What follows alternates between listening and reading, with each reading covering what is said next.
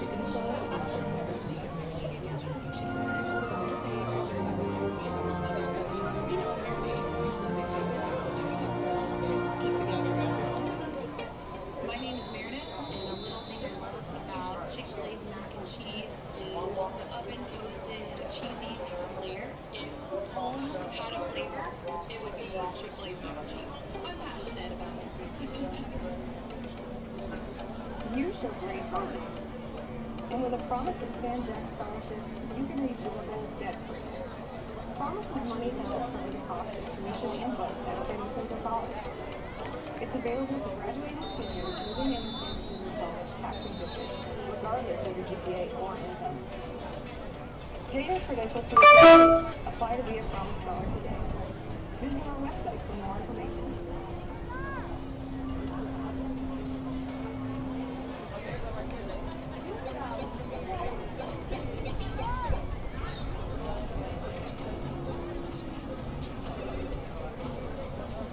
Who combines the best games with the best pizza?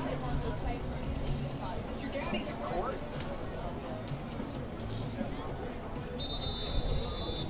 Mr. Gaddy's. Pizza, games, parties.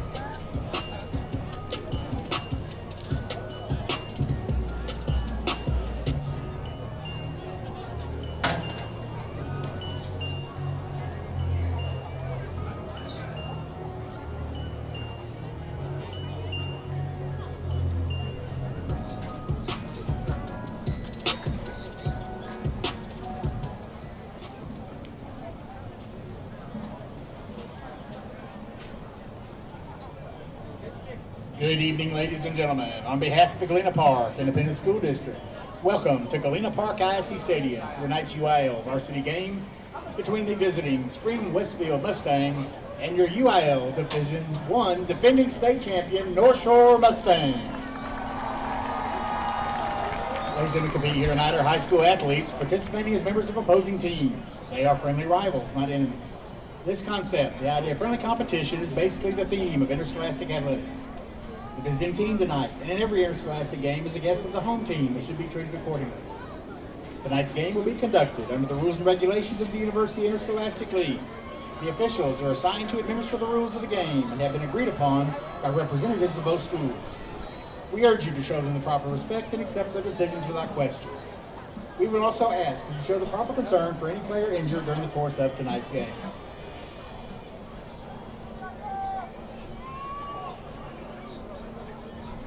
Fans, as we welcome you to tonight's game, we would also like to remind you of Galena Park ISD spectator expectations. Just as our student athletes are expected to adhere to a level of conduct that brings credit to themselves, their school, and their community, we expect the same from all of our fans. Please do not be the person in the stands whose behavior serves to detract from the teachings of fairness, respect, and sportsmanship for our student athletes. Those in violation of UIL sportsmanship rules may be immediately removed from today's game and could possibly be banned from attending future events. We hope you enjoy the game, and we wish the best of luck to both schools.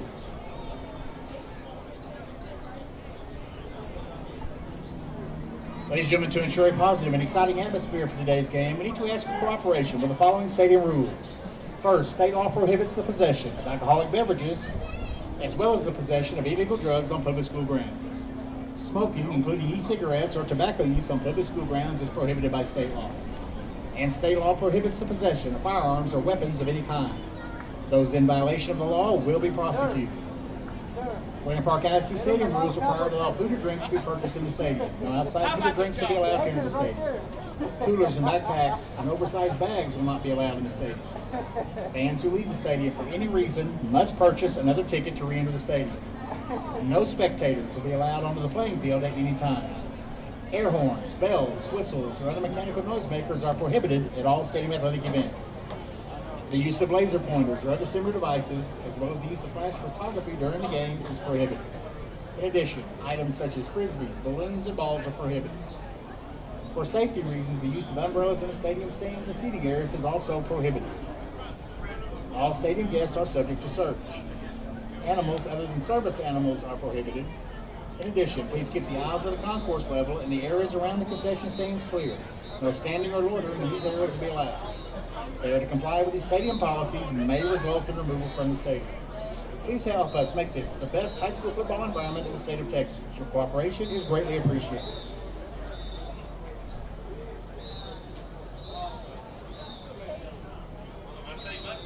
GSO delegates, please take your position.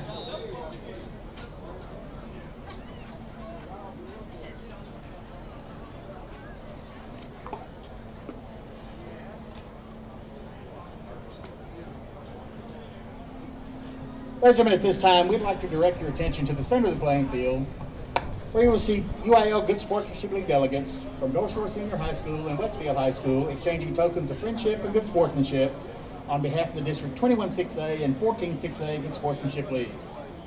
Representing North Shore, our Student Council President, Jordan Hadnot, Cheer Captain, Anashay Walker, Cheer External Officer, Jakaya Bass, Scarlet Captain, Jasmine Jimenez, Scarlet Escort, Jacob Gonzalez, band members, Morgan Garrett, Cato Solis, Chris Hernandez, Manuel Sanchez, Sarah E. Montoya, Gabriela Cruz, Madison Gilbert, Beth Munoz, Casmira Salinas, Deja Joseph, and Sofia Garcia.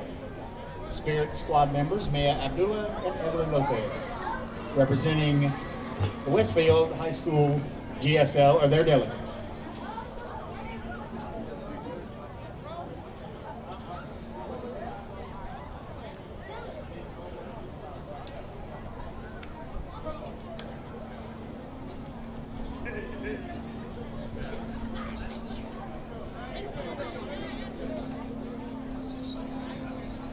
Ladies and gentlemen, please give the Good Sportsmanship League delegates from both schools a big round of applause.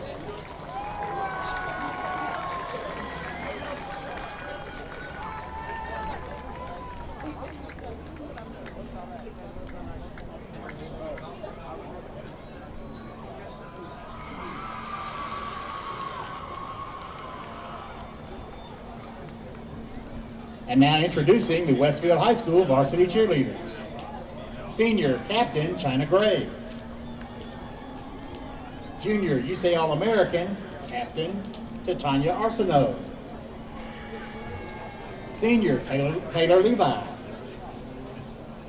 Junior Tori Marie Palmer. Senior Nybria Martin. Junior Layla Edwards. Senior USA All-American Courtney Rice. Senior Sanaya Colston. Junior co-captain Michaela Walton.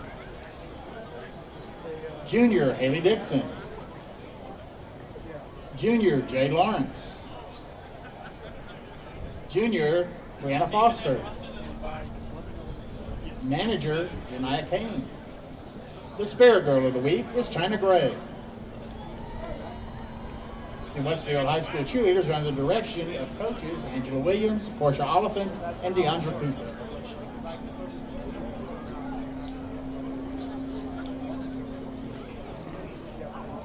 And introducing the 2022-23 North Shore varsity cheerleaders. 2022 UCA Camp Superior Crowd Leader and Leadership Award winners under the leadership of Mrs. Henderson. Senior UCA All-American Spirit Girl of the Week, Shani J. Anderson. Junior Kimora Jenkins. Senior Journey Isom. Junior UCA All-American Internal Officer Ariana Stevens. Senior two-time UCA All-American Internal Officer Melanie Vargas. Senior Destiny Cage. Senior Valerie Martinez. Junior Shakira Emerson. Senior Kimora Thomas. Senior Caitlin Garza. Senior Mariah Hickman. Sophomore Madison McWashington. Senior Internal Officer Emmeline Cruz. Senior UCA All-American External Officer Jakaya Bass. Senior two-time UCA All-American Internal Officer Leah Chanette. Senior Internal Officer Aaliyah Ross. Junior Zoe Pope. Junior UCA All-American Haley Perkins. Senior two-time UCA All-American co-captain Sakaya Mullen. Senior UCA All-American captain Anna Shea Walker. Managers Brittany Guyton and Haley Fletcher.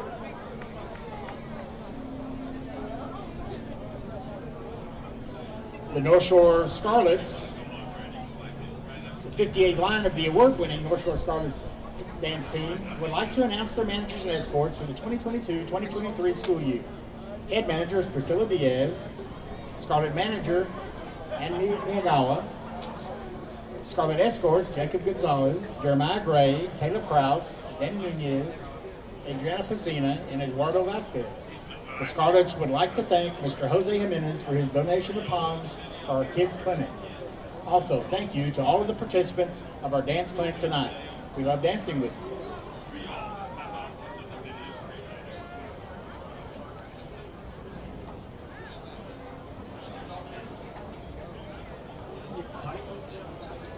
Ladies and gentlemen, at this time, would you please rise for the school song from Westfield High School.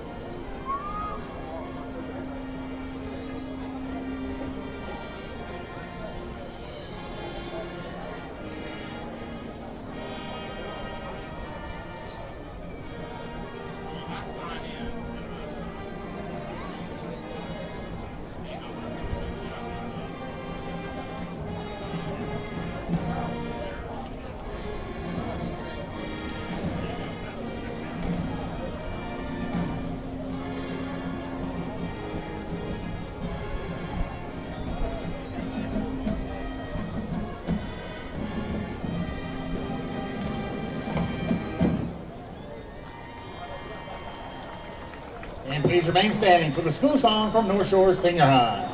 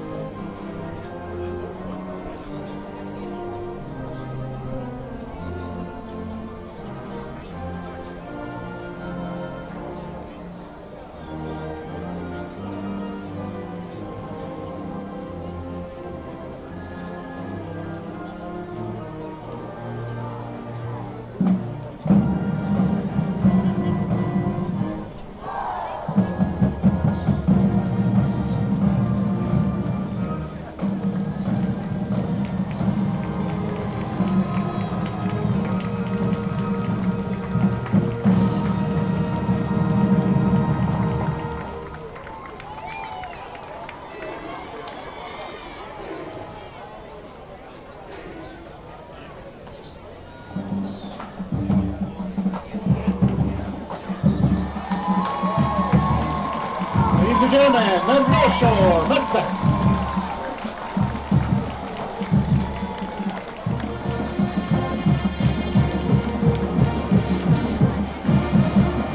And please welcome the Westfield Mustangs. You got mail.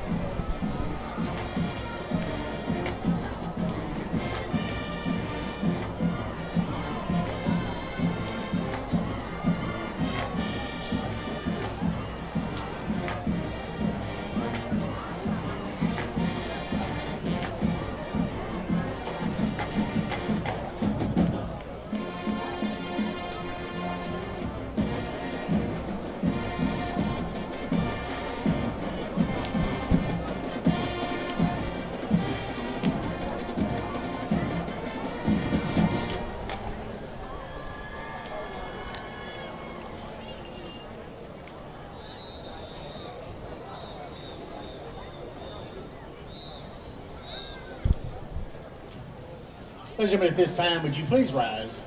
Gentlemen, please remove your caps as we honor America, first with the presentation of colors by the North Shore High School Junior RTC program, to be followed by a national anthem. Presenting the colors You got are mail. Cadet Lieutenant Colonel Victoria Valencia, Cadet Major Silverio Santos, Cadet Captain Mayo Willis, Cadet Second Lieutenant Andre Leal, Cadet Chief Master Sergeant Benny Carrillo, and Cadet Staff Sergeant Blake James. And now, ladies and gentlemen, our national anthem.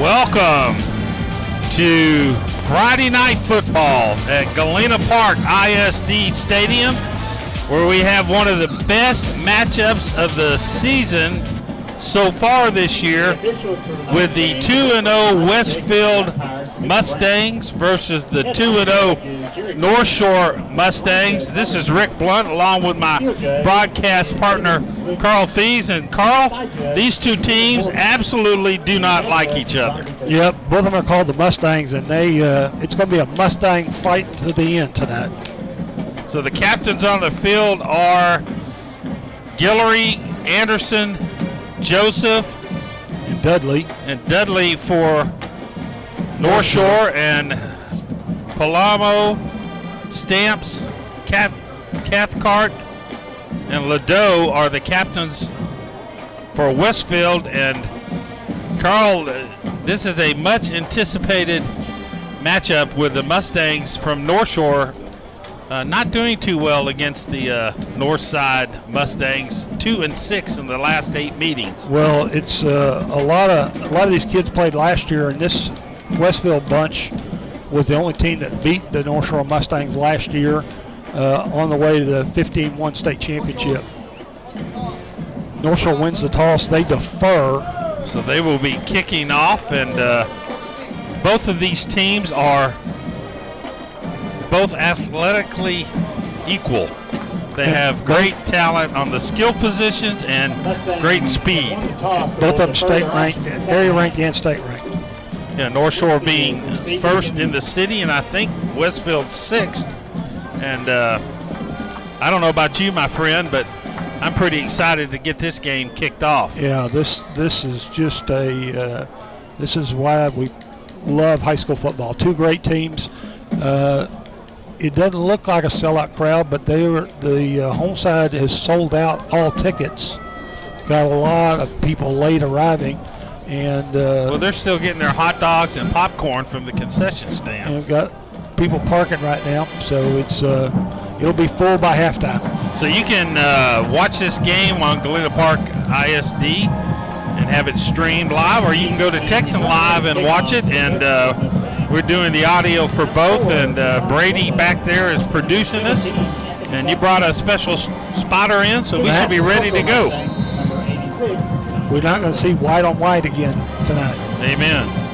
So Soto is kicking off. He's pretty much handled the short kickoffs. Mustangs, as you can see, all red and white.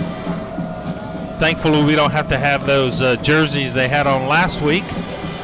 Kicks deep this time, fielded at the 10, cuts left to the 20, and gets a little breathing room all the way to the 35-yard line. Return from the 12-yard line out to about the 35. 23-yard return. That was Palamo and Thomas on the stop. So the Mustangs of Westfield have a young man by the name of Preston Hatter as their quarterback. He's a senior. Transfer over from Klein Oak. Comes in with 498 yards in 2 games with 10 touchdowns. Flanked in the backfield with Atkins, his leading rusher, with 203 yards. And they have 4 explosive receivers. So Hatter hands the ball off to Atkins. And the defense for the Mustangs stopped by Fields. Loss of 1, 2nd and 11 for Westfield. Also Dixon in on the stop.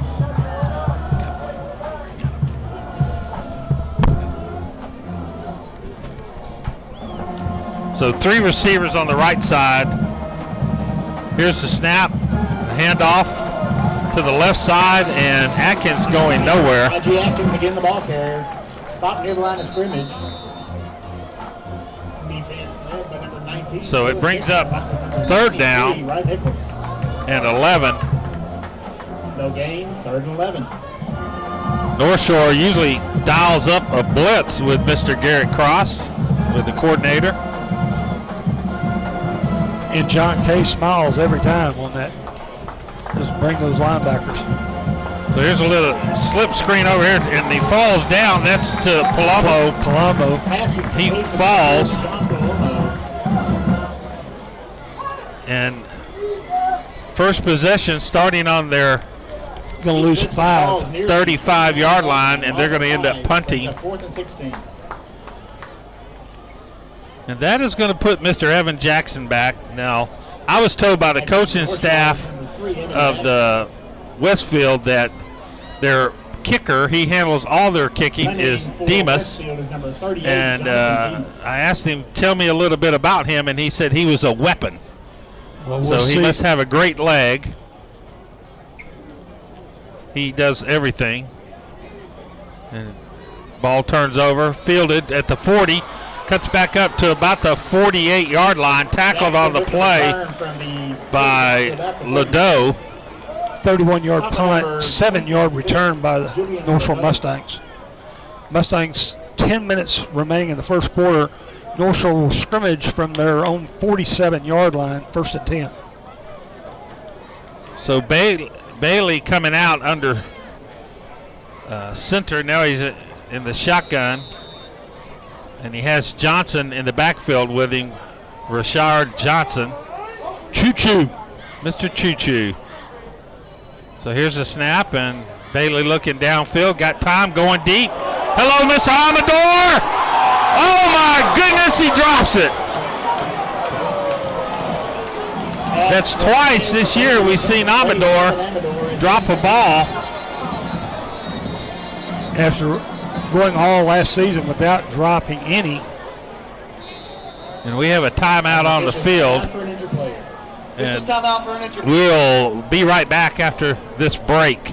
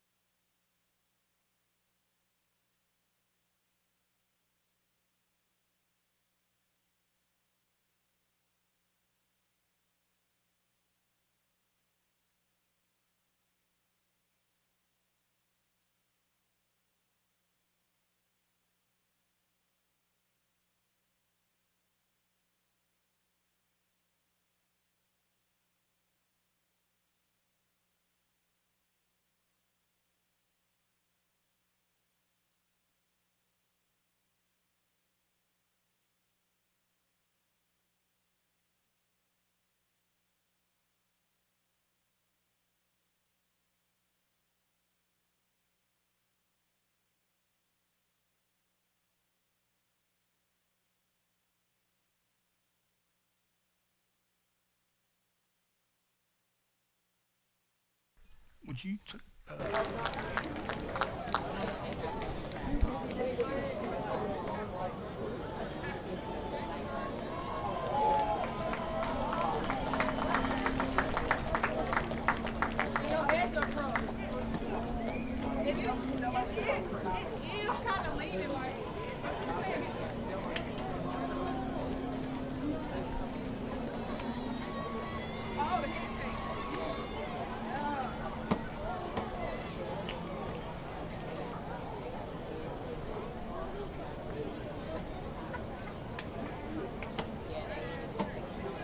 Last left you got. How you got on a white shirt and your shit dirty?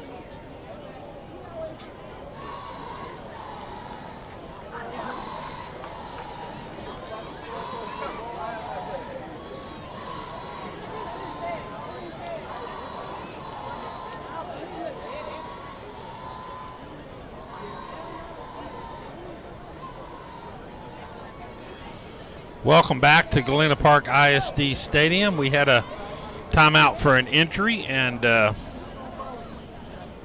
after an incomplete pass, North Shore 2nd and 10 from their own 47-yard line. 9:49 left in the first quarter. Westfield went 3 and out and then punted to North Shore. we were discussing during the break how open he was, and he underthrew the ball, and Amador had to come back. So Bailey, looking to his right, got a man up the middle, overthrows his receiver Barnes, cutting across. So we've seen something to Bailey we haven't seen all year, and that's 2 incomplete passes in a row. He was 22 for 26 with 458 yards with 6 touchdowns, and he might be just a little amped up. Last week he was perfect, 9 of 9 in their win at Spring at Planet Ford on Saturday. 3rd down, Johnson in the backfield.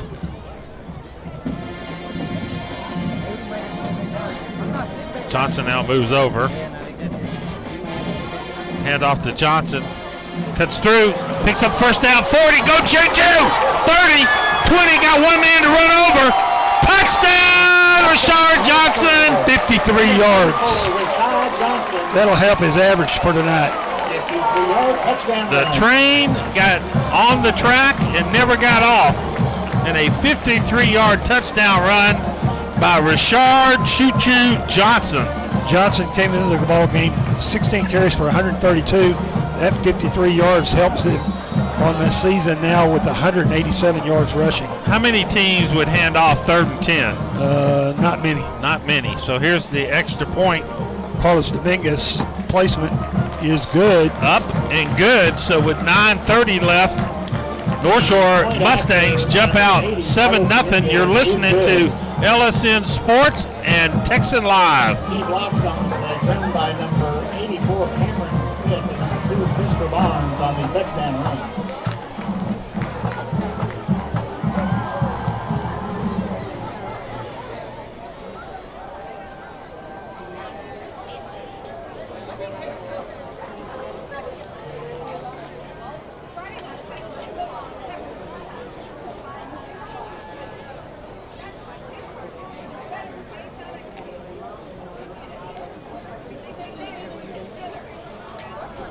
So that was a quick 3-play strike. Carl, you got a drive summary? They go 53 yards in 3 plays with their first possession. North Shore does. Take 30 seconds off the clock. North Shore now leads 7-0 over Westfield. And remind you that you could go to our Facebook page, Legacy Sports Network, LSN Sports, and give us a like. And you can also look at us or tweet us out at Legacy Sports Net. And you can keep track of the Mustangs all year long. So here's the kickoff again by Soto. Soto kicks deep this time. Fielded again on about the 8-yard line. And he cuts up the middle. And he ducks before he gets leveled. John Palomo with the return. So Palomo on another nice return. To about the 33-yard line. 24-yard return. By number 86. Tackle by Dixon. So Westfield gets the ball again around their 33-yard line. They had it on the 35 a while ago. 3 and out. Let's see if they make any adjustments. They like to throw the ball, obviously, similar to the North Shore Mustangs. Got so many talented receivers. So Hatter scrambling, got a whole field open to the 40, 50, down to the 40, and goes out of bounds about the 38-yard line. So about a 30-yard gain. We'll see where they mark it. We're going out of bounds at the 40-yard line. 27-yard pickup. Near the North Shore 40-yard line. So Hatter, who likes to keep the ball on the ground, 9 of 52 for rushing so far. Here's a quick pass. Got a man, misses 2 defenders, caught from behind, or he would have been going to the house. That's Palomo. Brought that down from behind was Elijah Fields. Picks up 14 yards, second first down for Westfield. So Westfield looking to answer quickly. Both of these teams are very good, athletically trained offenses. So here's a handoff to the left side. Atkins. That's it. Atkins is breaking free for about 5 yards, tackled by Evan Jackson. Brings up second, let's call it 6. They got to get down to the 16-yard line.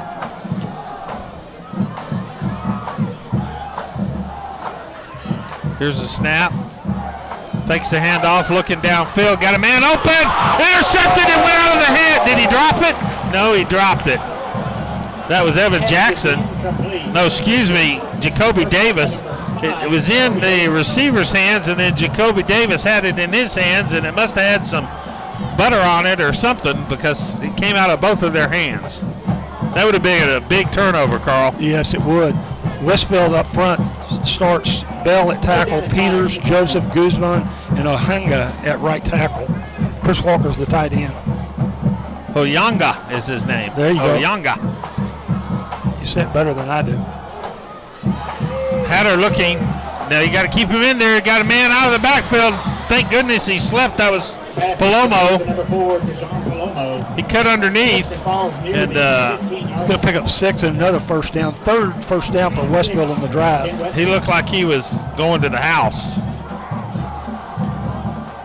Another first down. Is that 3 on this drive? That is 3 on this drive. So inside the red zone, ball on the 15-yard line. 2 receivers on both sides. Hatter gets the snap. Hands off, runs into his own man. Handoff goes to number 21, Taji Atkins. Atkins gets a headache running in his own man. Stopped by Germany. Well, that is a good push on the defensive line by Fields. Gain of about 2. Nose tackle. 6'1", 255. I think that's being generous. 3 receivers on the left. Hatter looking that way. He coming out. They got to put a spy on him. They do. And that is Jacoby Davis pushes him out after about a 3-yard gain. Going to bring up 3rd and let's call it 5. They can get inside the 6-yard line, almost to the 5 to pick up a first down. So they need about 4.5 yards here. Up front for North Shore, Nichols, Brooks, Fields, Joseph. The linebackers, Germany, Dixon, and Coles. North Shore going with a 6-man defensive line. They're all 6 up there, showing blitz. Let's see what happens here. They're to get some containment. Here's a quick, oh my goodness, they almost jumped the route, and that would have been to the house. That was Jalen Joseph, and he saw that coming, and he caught that ball. There wouldn't have been anybody that tackled him unless the Westfield coach came off the bench and got him. So we're going to see Jonathan Demas come in, try a field goal. Let's see where it's spotted. 17-yard line. So it'll be a 27-yard field goal attempt. Let's see if he's the weapon the coach talks about. Palomo, the holder. Better watch him. Good snap. Ball's down. The kick is up. Both refs raise their hands. And with 7:04 left in the first quarter, Westfield puts 3 points on the board. You're listening to LSN Sports and Texan Live. We'll be right back. What's Demas?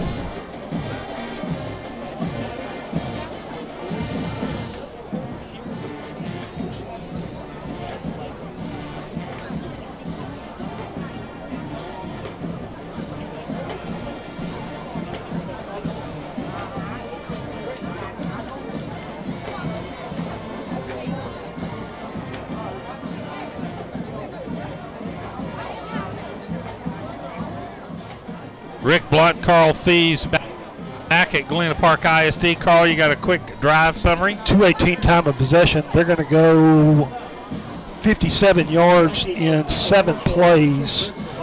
Drive stalls at 10. Demas with a 27-yard field goal. North Shore now 7, Westfield 3. You do realize we had a shot at 2 interceptions on that drive down there and missed both of them. Running before the catch. So Demas lined up 10 yards deep. Suggests he's going to kick it deep. Evan Jackson back along with Barnes. Kicking over to Barnes' side out of the end zone. So Coach was right. He had a long leg. So North Shore gets the ball back on their 25-yard line. And we expected this to be a battle, and it's been a battle so far.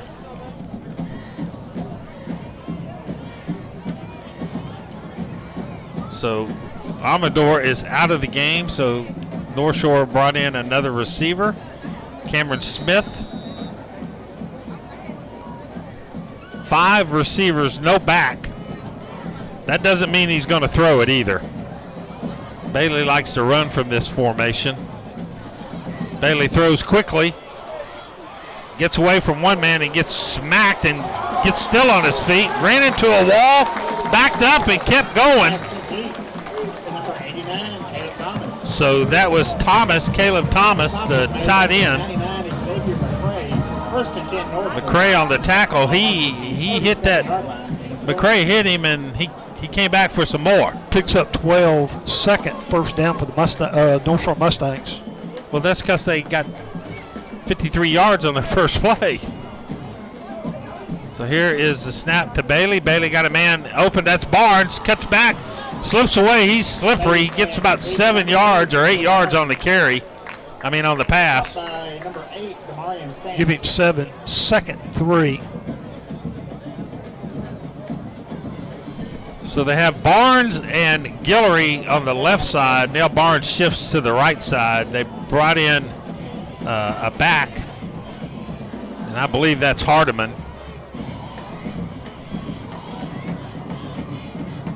So here's a Hardiman, breaks free, 50, he's going to go to the house, 40, there's a flag, and he's going to get a touchdown, but it's going to be coming back, and they're going to get Guillory for holding, and there was no need for that because he was past them when they went by, so a penalty, big penalty, takes 7 points off the board, or 6. Spot foul. The foul occurred at the 37-yard line.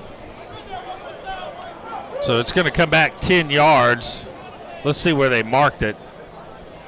So come back to the 47. It'll still be a first down. A 19-yard pickup before the penalty.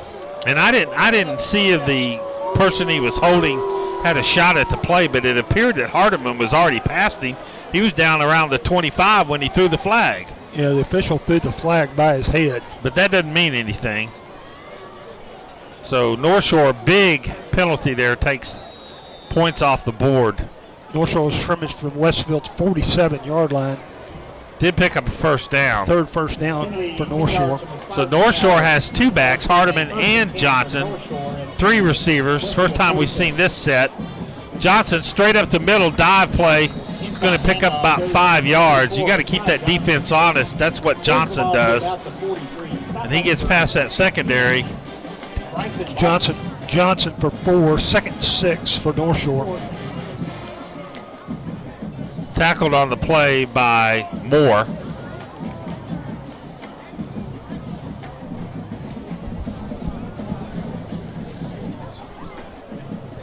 Again, two backs. Snap. Johnson cuts through. You just never know when he's going to break it. He gets a first down. Johnson again, the ball carrier. He's at the mark. Number 10, Bryson Barco. Picks up 6 and a first down. Hit by a host of Westfield Mustangs. First and 10, North Shore Mustangs. Carl, I can already tell you I don't like both teams being called the Mustangs. You know, I'm just trying to take that out of my vocabulary. or I can say Mustangs and I'm right. Yeah. Either way. And you're wrong every and time. you're wrong every time. Well, it's kind of like it is at home, you know. Two receivers both sides. Man in motion. Bailey looking for a score downfield. Wide open. Did he step out about the 2? That's Barnes.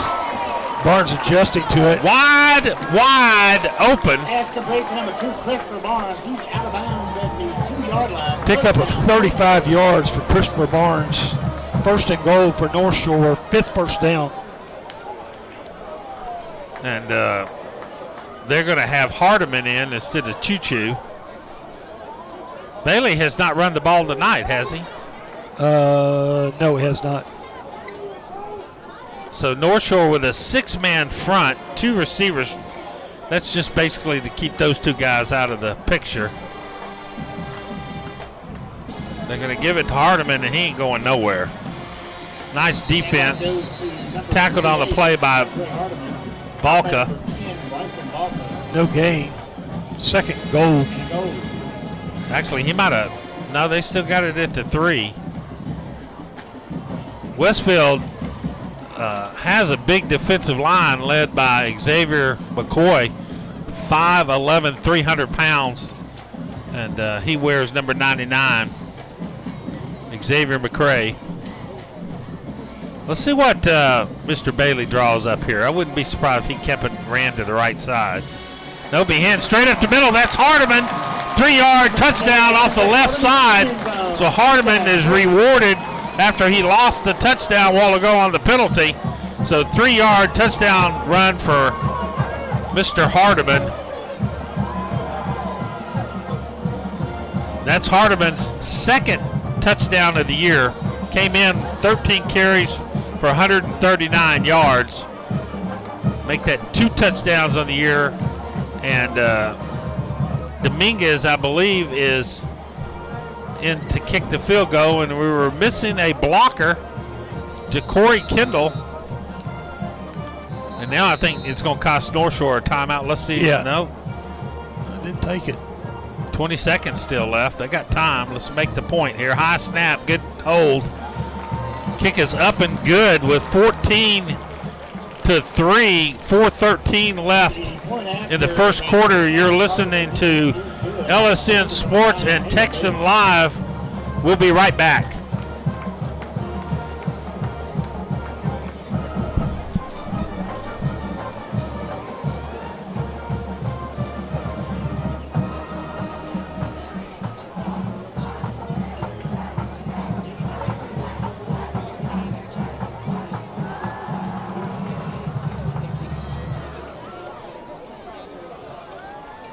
My name is Meredith.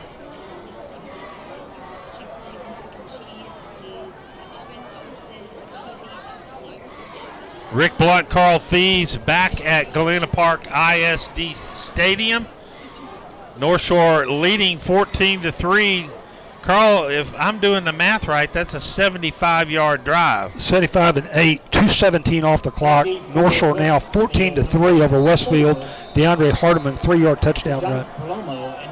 Have you been kind of shocked? We've seen, it's only the 3rd game, but we haven't seen kickoffs deep, and they've returned the ball to about the 35-yard line every time. So he looks like he's set up for a pooch kick here. Let's see what they do here.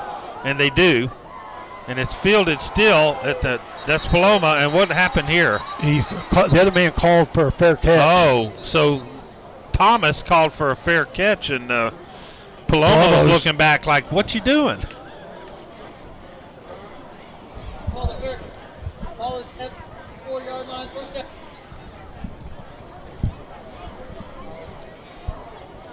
Going to scrimmage from Westfield's going to scrimmage from the 24. 4:10 left in the first quarter. Again, North Shore 14, Westfield 3. The offensive line for Westfield is huge. They have Bale Peters, Joseph Guzman, and Oyanga. First and 10 from the 24-yard line. 4 receivers. Hatter looking, going deep, got a man. Now he's closed. Now they're battling. Great coverage 50-50 by ball. Jacoby Davis. He was throwing the ball to Thomas. For number 2, Kelby Thomas, incomplete. Play broken up at number 5, Jacoby Davis. Carl, he threw that ball about 40 yards in the air. Great arm. Hatter, a senior. Carl said this is his first year at Westfield. Hatter looking downfield now that he wants to run a little bit. He's backing up, and that's dangerous. That might be an interception. Pass from Preston Hatter is intercepted by the Mustangs. Intercepted by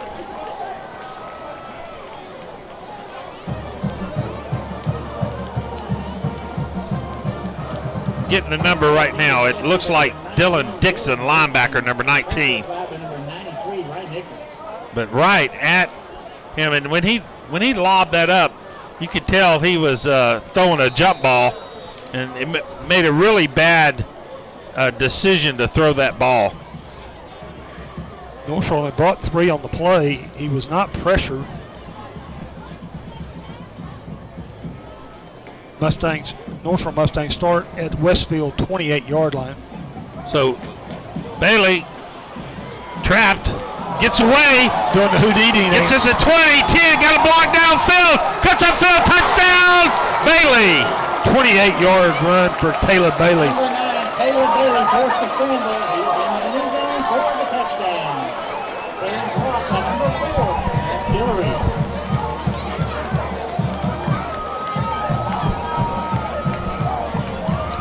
Man, North Shore is explosive. And it's not EX explosive, it's XXX explosive. They are devastating with their speed.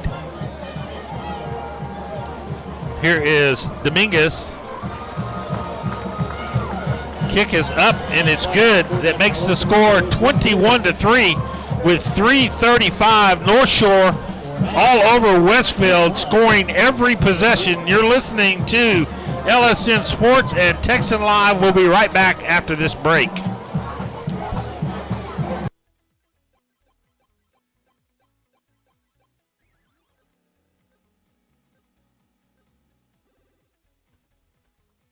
combines the best games with the best pizza? Mr. Gaddy's, of course.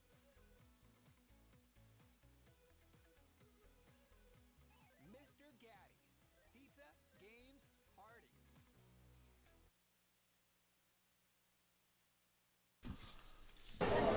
Welcome back to Galena Park ISD. Carl, you got to give me that summary fast. They go 28 yards first play, 35 seconds time of possession. Caleb Bailey, 28-yard touchdown run on his first carry.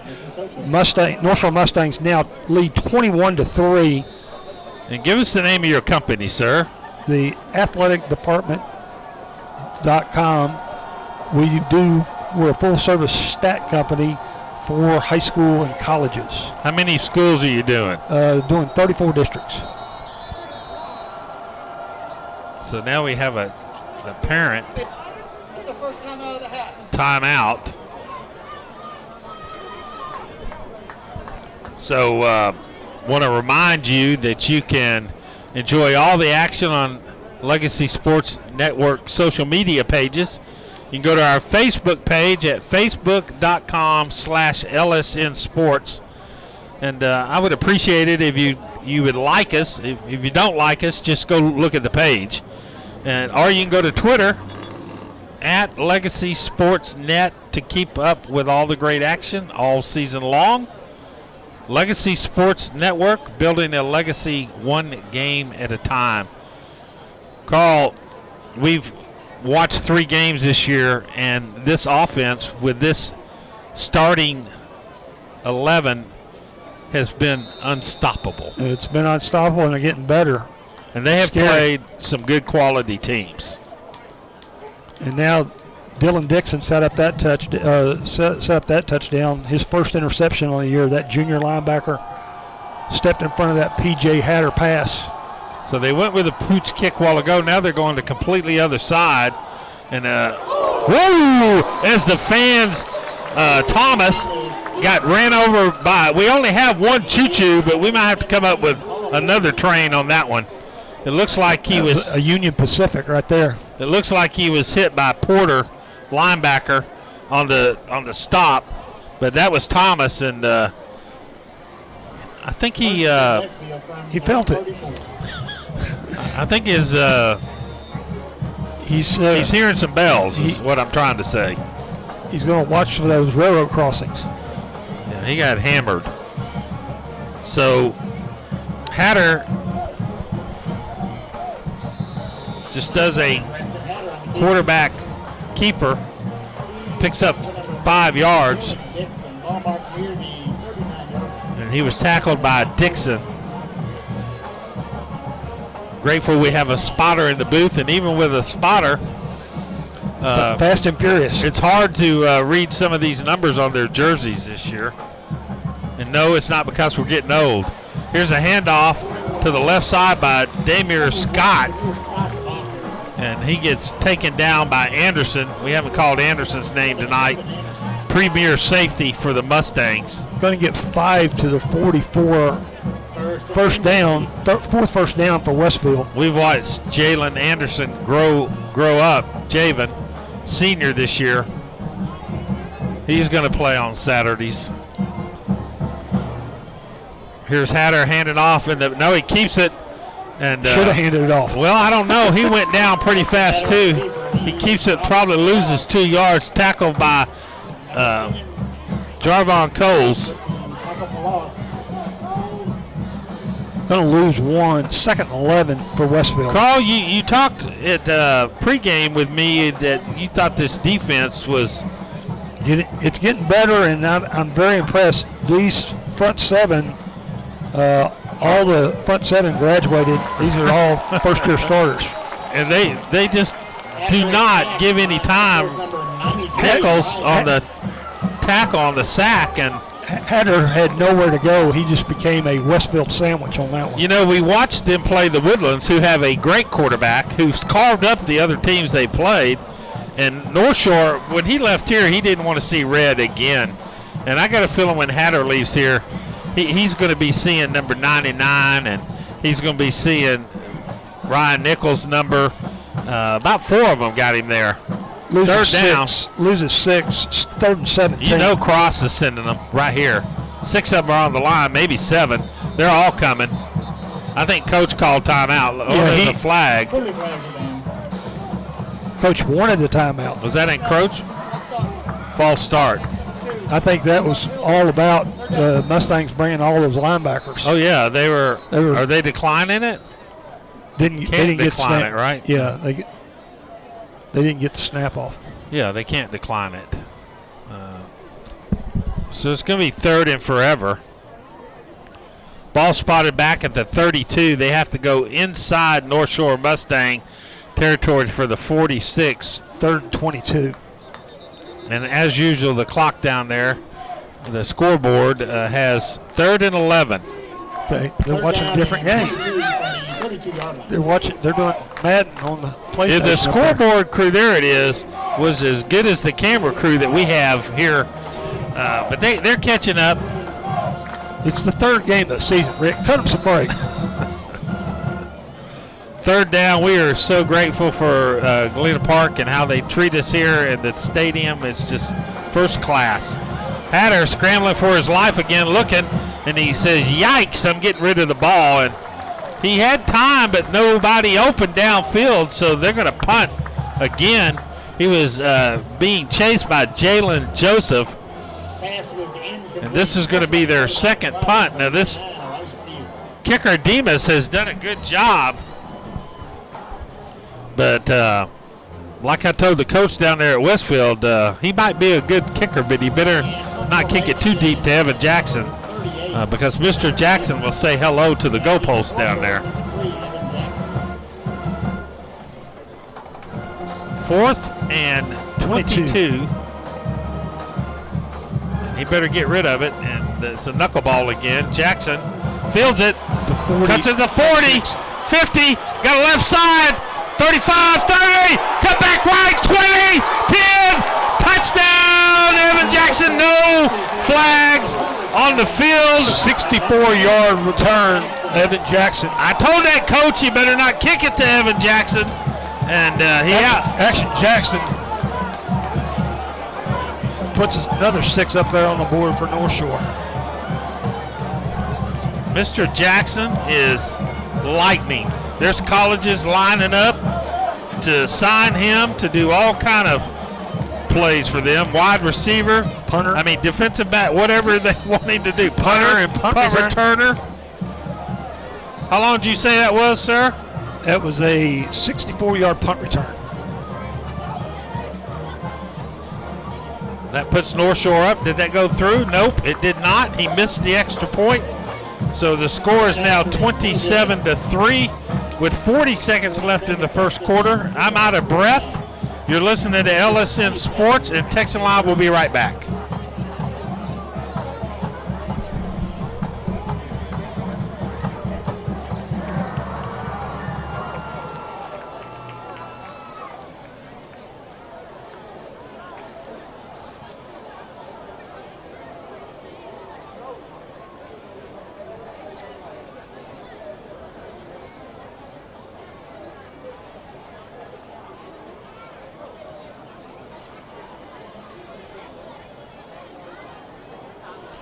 Rick Blunt, Carl Thies.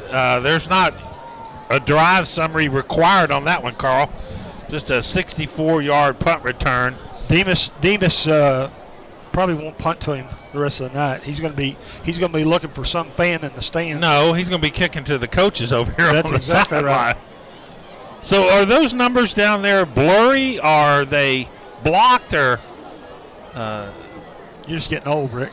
No. Yes, I am, but it's test pattern. Like on the field, I can see him clearly. Down here on the sidelines, don't have a clue. That just means you're getting old. All right, Carl, I ain't buying you lunch anymore. Jonathan Soto with a pooch kick, I bet.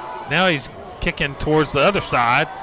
That was going to go out of bounds. That's going to cost them. There comes the yellow hanky on the field. So they're really going to get the ball back on their 35. So I am buying into your theory, Mr. Thies, that this defense might be better than what I thought it was. Yeah, you know, they lost so many people. Well, and all their front line, most of their linebackers. The one thing they did have right was they had a couple guys coming back in the secondary. 3 of the 4 in secondary coming back. Impressive. Westfield started after the penalty at their 34-yard line. 40 seconds left in the first quarter. Now they're coming back to the 30. Why are they marking it to 29? They must have. I don't understand Need a compass. Okay, so they're starting at the 29. Here's Hatter. He's being chased. Now he's chased some more. He's going to throw it to the coach again. Yeah. That might have been targeted towards his mom and dad in the stands. Hatter was Elijah, very smart. He wasn't going to take a hit, and he wasn't going to throw an interception. Elijah Fields and others were saying hello. I saw Ryan Nichols down there. And Mr. Hatter is welcome to the Lions' Den when it comes to the North Shore front four. He wants to go back to Klein Oak, probably, about right now. They do have Nichols and Fields seniors. Here's a handoff up the middle, and he's going to get about 2 yards. Number 21, and that is Atkins again. Tackled on the play by Dixon and Coles. Picks up 2. 3rd down and 8 for Westfield.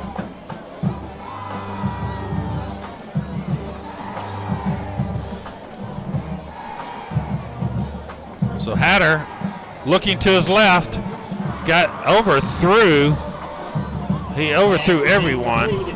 That'll be the last play of the quarter. He was throwing to Abram. And that's going to be the end of the first quarter with the North Shore Mustangs 27 after the missed extra point, and the Westfield Mustangs 3. We'll be right back after this commercial. North Shore 27, Westfield 3.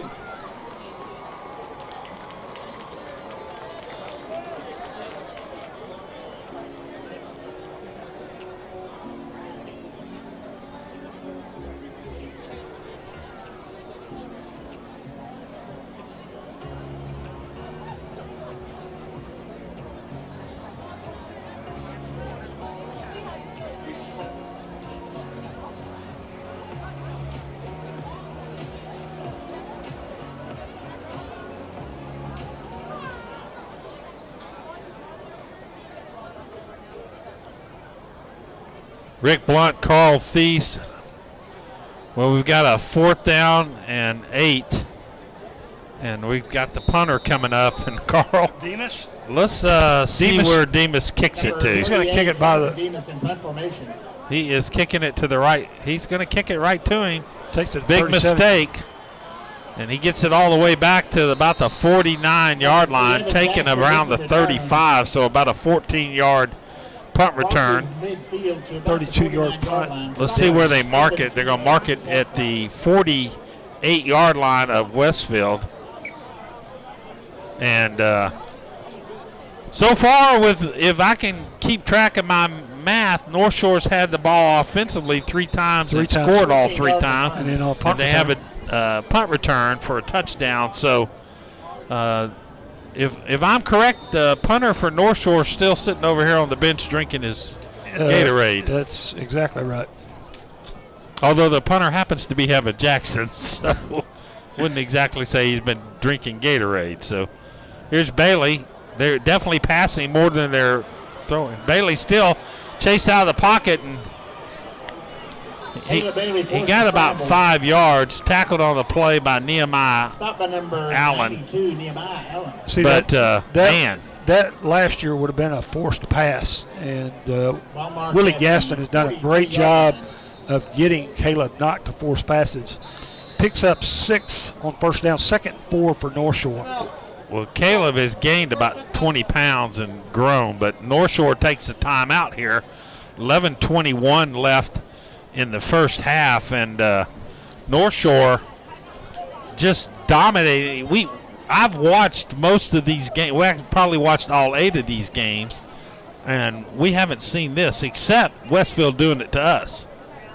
As we talked about pregame, I remember those Pierre Beasley teams that just hammered North Shore.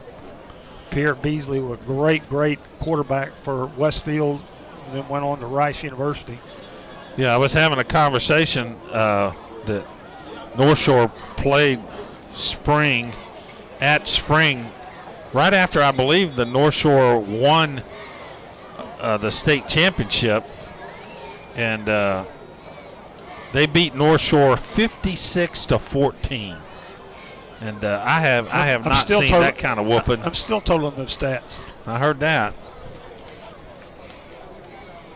So I'm glad to see North Shore, at least there's a long way left in this ball game, but North Shore has came out and showed its muscle. And here's a handoff to Johnson, straight up the middle. Choo-choo, go get him! 30, 20, 10, touchdown, Rashard Johnson. That away, Choo-choo! 43-yard touchdown, 2nd touchdown of the night. Johnson goes over 100, now has 108 yards. Rashard's mother's probably getting tired of me calling him choo-choo, but when you run like that, that's a locomotive coming up the middle, and he just ran through 2 tacklers, and he's shown us some agility and power and speed. Well, the only reason he ran over 2 of them, 3 and 4 didn't want to be run over, and they were running the sideline. So the kick is up, and it's good, and that makes it 34-3 with Choo-Choo Johnson's 2nd score of the night. And with 11:05 left, We'll take a timeout. We'll be back in 30 seconds.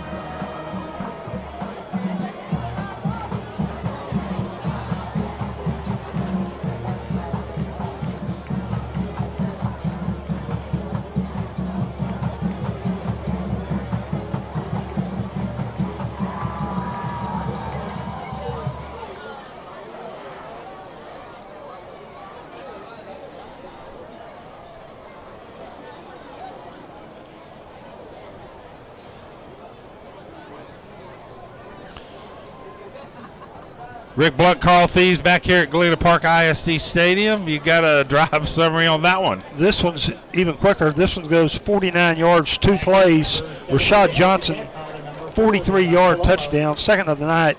North Shore now leads 34-3. Took 43 seconds off the clock on a 43-yard touchdown run.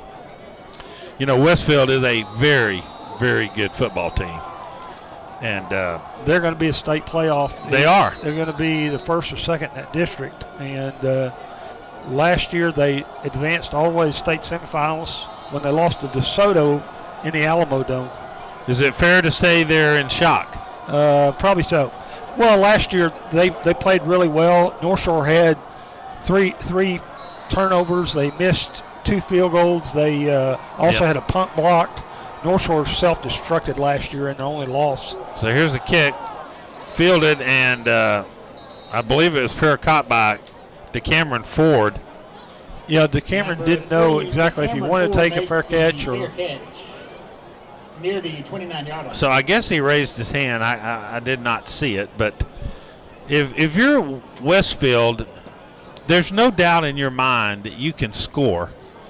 Because they have the athletes. What they've had an issue is stopping North Shore. Yeah. And North Shore's defense has just been par superb.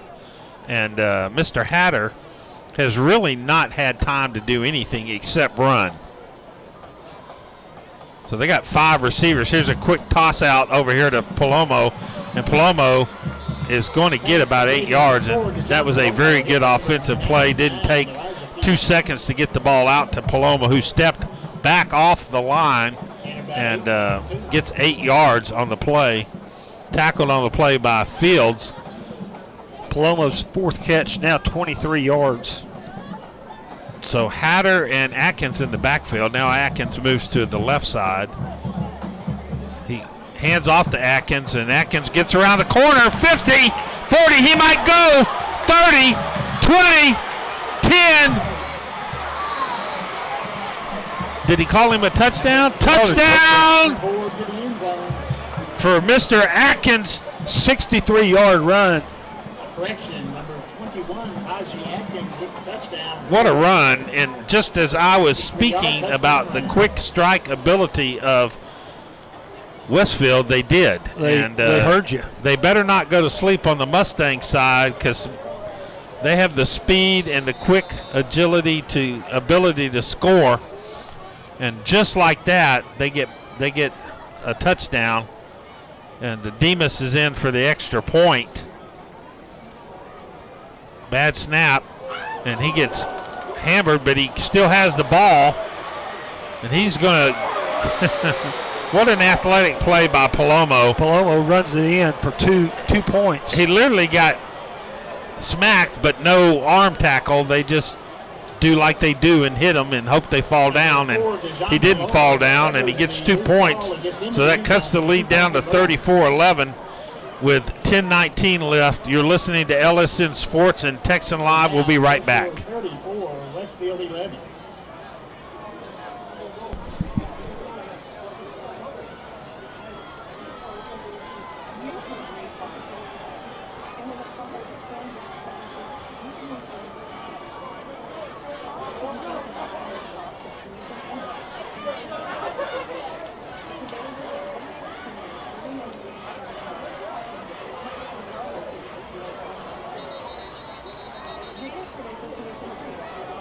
Rick Blunt, Carl Thies back here at Galena Park ISD.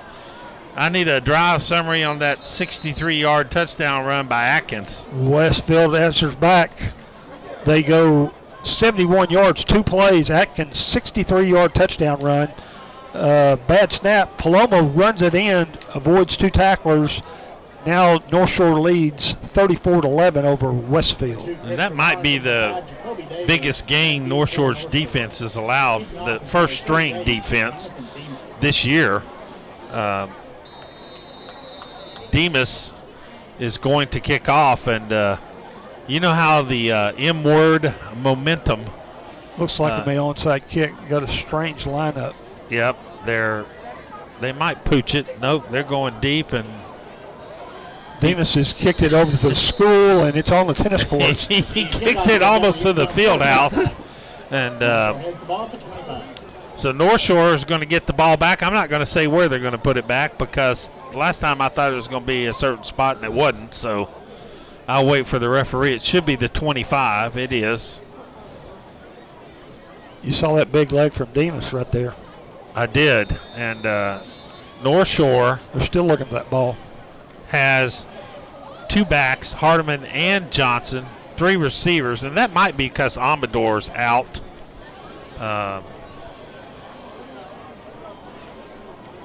So we'll see what happens here. That's Hardiman straight up the middle, and he's only going to get about 2. No, he's still running. They don't blow the whistle. They got that scrum going. Hardiman's not going to be arm tackled. Nope, I hate that scrum, but he might have picked up 7-8 yards. After the scrum, looks like he's going to get a first down. No, they're marking it down at 33. Pick up at 8. I don't know where they're marking it. Coach K is kind of wondering what's going on there. He's out on the field having a nice conversation with the head ref, and they're still not happy. Second down, and let's call it 2. I think he wants that whistle to be blown because you're going to have some defensive players just tee off at him if the whistle hadn't blown. So Westfield showing 4-3 defense. They also mano-a-mano heads up. Here's Johnson now running east to west, and he's going to pick up a first down, but there's a yellow flag that probably went almost 50 yards in there. No. Whoever the ref is has a better arm than some quarterbacks. Ladeau on the tackle, but he's got a little bit of extra bean in that bag. He did. That ball went, I saw it flying. There's a holding, so the 8-yard first down play is going to be negated here. Do it at the line of scrimmage. 10-yard loss. Second down and 12 back at the 23-yard lines for North Shore. And what you don't want here if you're North Shore is for that momentum to really shift and have a 3 and out here and let Westfield score and get back into this game mentally. And if you're North Shore, you want to keep the ball. You want to score here. So here is Bailey, and here's a screen. Bubble screen, and he's coming back, and he's still close to the first down. Tackled on the play by Smith. Tackle made by number 40, Devin Smith. And is that Terrence Guillory? Yep, he got all the way. That was Barnes. Guillory. And it's close to a first down. Are they going to? So there's an injury timeout on the field. We're going to take it with them. We'll be back after this commercial.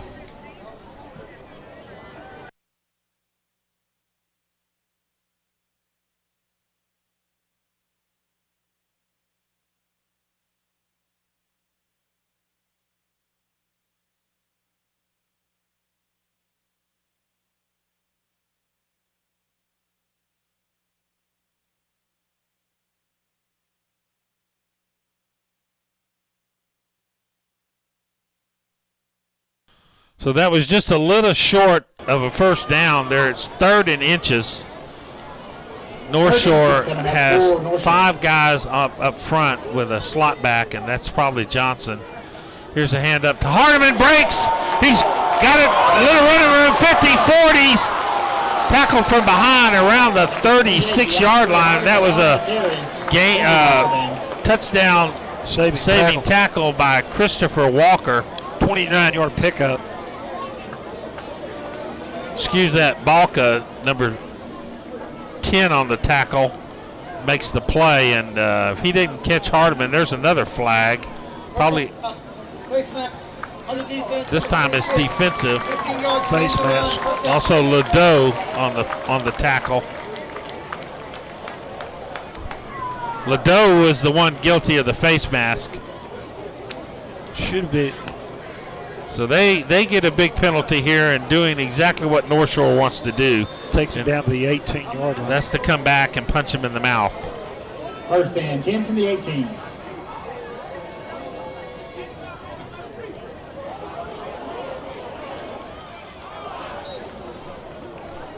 Pass intended for number 2, Christopher Barnes, is incomplete. So it's throwing to Barnes and he incomplete. Brings up 2nd and 10.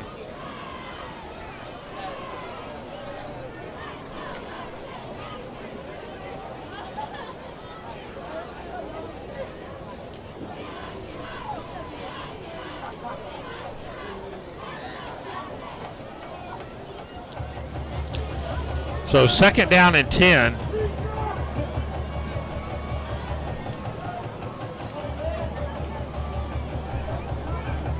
Two backs, one in the slot. Hardiman's in the backfield. Hands off to Hardiman on the left side. Spins 20 down to about the 12. 28, DeAndre Hardiman on the carry. Picks Stop up 7. near the 12-yard line. Number 3, DeCameron Ford with the stop.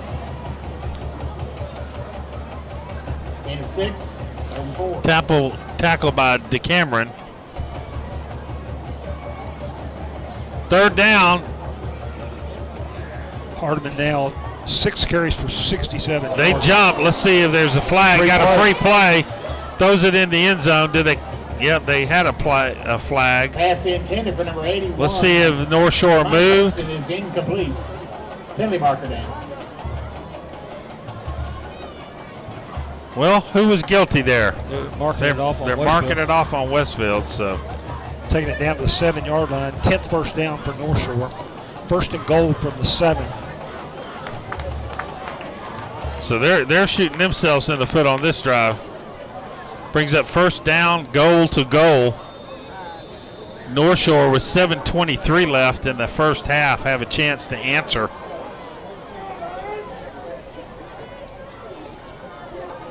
So here's Johnson, straight up the middle, and he gets down. Let's see where they mark it. Rashad Johnson, Rashad Johnson down to, let's see where they. Rashad couldn't Get it get to- skinny enough to get through that hole. Tackle made by number No, he 99, tried. Xavier McCray. Down to the 3. 4-yard pickup.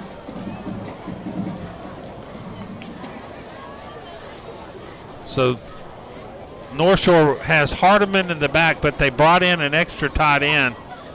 So they have, I believe, 7 on the front line, which we don't see at all hardly with North Shore.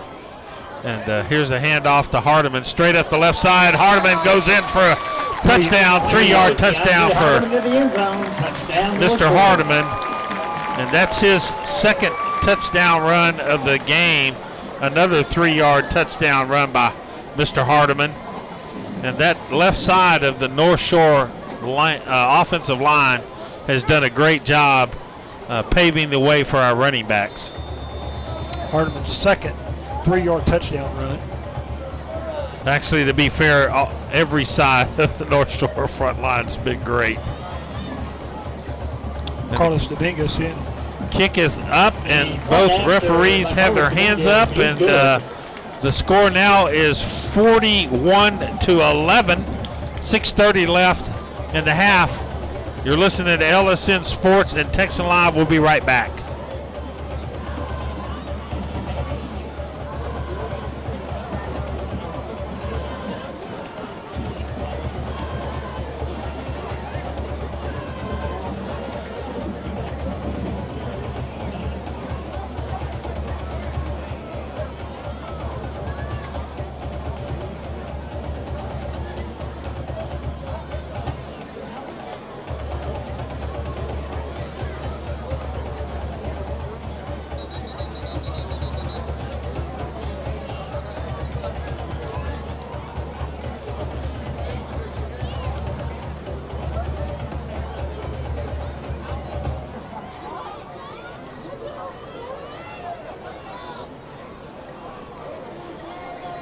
Rick Blunt, Carl Thies. Carl, you got a drive summary on that one. They go North Shore goes 75 yards, 8 plays, take 3:49 off the clock. Hardman's second 3-yard touchdown. 17, North Shore now leads 41-11. 6:30 left in the second quarter. Kicking off is number 86. Remind you that you can go to our Facebook page at LSN Sports and give us a like, or you can tweet us at Legacy Sports Net. So here is the kickoff, and it's fielded and ran over. Short number kick. 14, Luke Wynn fields the Wynn ball near the was 40 the line. person that got ran over by a host of Mustangs. Paul Porter. So Porter on the tackle. And Wynn the next time is going to run away from that kick. I don't think he had much of a chance to go anywhere. He kind of looked up and saw red. So Westfield, who had a 63-yard run by their feature back Atkins for his 4th touchdown of the year, sees if they can answer North Shore's quick strike. Going deep, got a man open. Did he catch that ball? No, he did not. He was throwing to Palomo, covered by Evan Jackson. And that really was a poorly thrown Second down and 10 from the pass because he had Palomo. I think Hatter's worried about the defensive line, defensive ends, linebackers, and he's wanting to get that ball somewhere outside of his hand. Are you telling me he has happy feet? That's what I'm telling you. Palomo had 7 catches with 6 touchdowns coming into tonight. Hatter, he breaks through the front line and gets about 8 yards. Number 7, Preston Hatter on the kick. Tackled on the play by Nichols. Stop by number 93, Ryan Nichols. After he broke through an initial attempt of a tackle. Picks up 6, 3rd and 4. So bring up 3rd and 4. So they got an empty backfield, 5 receivers. Let's see if they put a spy on Hatter. They need 2 spies on Hatter. And maybe 2 spies on Hatter. They've got guys playing 10 yards off of the line. I just throw a quick hitter over here, which is exactly, and he was trying to throw to the first baseman and he hit the left fielder. Or the right fielder, excuse me. Left fielder's good. If you're Westfield here, you got to punt. You can't turn the ball over inside your own territory here. Already down 30 with 6 minutes left in the second quarter. So when's the last time you seen a high school score 11? That's what I'm thinking. I haven't seen 11. I was kind of hoping we bobbled the extra point. You know, dribbled it back there and see if he could run it to make up our extra point, but they did not. So here is a quick snap and almost blocked, and this time he kicks it over John Kay's head. Yes. Kay was taking a fair catch over there. So this coming all the way back to the 35-yard line. North Shore is going to get another excellent 19-yard punt. Field position. Neither one of these teams have had the ball inside the 20 to start their drives. Illegal formation on the offense. Penalties decline. First down. So they finally got smart and kept the ball away from Jackson. I guarantee you punting it out of bounds for a short punt versus kicking it deep to him is a smarter move. Yeah, I've never seen him return a punt that went in the stands. Yes, exactly. I believe Choo-Choo's in the game.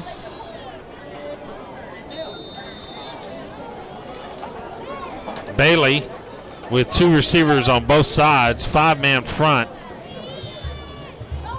Westfield content to play the 4-3 defense. Has a man spying on Bailey. Bailey's going, got a man open! And he threw it behind him again.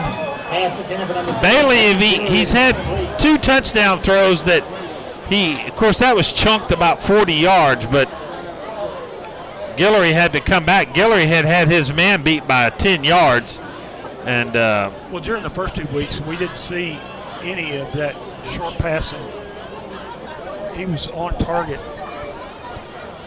Ball- both games. Yeah. 9 of 9 passing last week. Yeah, 9 of 9. How do you get any better than that? In the first week, he had 2 passes dropped. Of course, they didn't have to pass a lot last week. They didn't have to pass a lot against the Woodlands. So 2nd and 10. Bailey keeps it and he fumbles. Westfield looks like they fell on it. Let's see who got the ball. Westfield looked like they were down there. So North Shore got on the ball. I'm not sure if that was Bailey who recovered by North Shore's number 76. Tyler Edwards. I didn't think he did. They said Edwards recovered the ball. Loses all the way back to the 27-yard line. Loses 8 on the play. 3rd and 18 for North Shore. Great play by Tyler Edwards, left tackle. 3rd and 18. It's still 3rd and 10 on the board. That's what I wanted you not to look at. Here's Bailey rolling out, looking to go up the middle, and I don't know who he's throwing to. He threw to the GP at midfield. He did, but Christopher Barnes was over here on the sidelines. Wide open. So, Bailey, what's his numbers? Christopher Barnes is incomplete. So, with 4:57 left in the first half, North Shore is going to bring out the touchdown maker to be the punter, and that's Evan Jackson. And Paloma is back around his 37-yard line, and I have a feeling that Mr. Paloma has the same kind of breakaway speed that Mr. Jackson has, so they better be a little careful here. Yeah, Paloma does really well in track season. Yes, and football. So Jackson, they're putting pressure on him. He gets it, ball turns over. What a punt. And now he's going to run east to left and right, and he's, whoa, holy mackerel. He gets picked up and thrown on the ground by Marlon Germany. Let's see if they flagged him there. Westfield didn't like it. Now there's little fisticuffs going on. Still no flag. Push out of bounds near the 30-yard line. Braylon Macklin did not like how he picked up his friend and threw him on the ground. It looked like a WWE move. There's got to be a personal foul here. Penalty marker down. Yeah. I'm like, I don't know if it was for the initial throwdown or the guy that gets to throw the second punch, so to speak, but it's either going to be the initial throwdown, personal foul, or the retaliation. And I didn't get the number. My guess is it was Braylon Macklin. Jackson with a 42-yard punt before the throwdown. Macklin was charging the whole North Shore sideline. The Coach K's pointing to something over here on the sideline. What's he pointing at? I think he wanted a pin right During there the where he's kick. pointing at. Personal foul on the offense, number 4. Personal foul on the defense, number 18. Penalties offset. First down. So really what that amounts to do is nothing. Yeah. No lesson learned. Just throw the flag. Let's have a little timeout. Let them cool down a little, and let's play ball. Well, I think the Westfield kid wanted 15 yards out of that. It's been a long time since I've seen a student athlete try to take on the whole sideline, but he was. So with 4:40 left, Westfield needs to put some points on the board. Scrimmage from the 29-yard line. Here's the blitz right up the middle, and he's He's in yikes mode. that's Official grounding. He did not get back to the line of scrimmage. That's a flag. Where's the flag, Mr. Ref? Oh, now he found it in his pocket, and he drops it on the ground. He's looking for it. I think he's looking back to see where the line of scrimmage was. Well, he missed that by about 10 On yards. the offense, 7. Spot foul. Lost it down. Stick it out. Mr. Jalen Joseph was trying to get a piece of Mr. Hatter, and Mr. Hatter was twisting and turning, and He was the Mad Hatter on that one. he was the Mad Hatter on that one, and he was trying to get out of Dodge, and He was in yikes mode. as he they say. just was like, you take it. No, you take it. No, you take it. So that's a loss of down. And 10 yards. So the ball's all the way back to the 10. They got to get to the 39. So that's a 2nd and 29 if I can do some math. North Shore, what Westfield does not want to do here is go 3 and out and give North Shore the ball in their own territory. So Hatter does that little quick bubble screen to Palomo, and he might have gotten a yard. Let's see where they mark it. Tackled by Courtney Brooks. Give him a yard. 3rd and 28. So if I'm North Shore, I put a guy back around the 35-yard line, Mr. Anderson, and just don't let anybody get behind me. Most teams couldn't punt for a first down, but Westfield's got that Dennis kid. Yes. 3rd down. Third down, Hatter looking. They blitzing him, and he's in the end zone now, and he's got a man open, and Mr. Paloma got tackled by the Turf Master, and he was not happy. He did have Devin Sanchez chasing, but Elijah Fields was going after Mr. Hatter, and Hatter's going to get tired of seeing Fields and Nichols. Picks up 3 yards. 4th down, 25.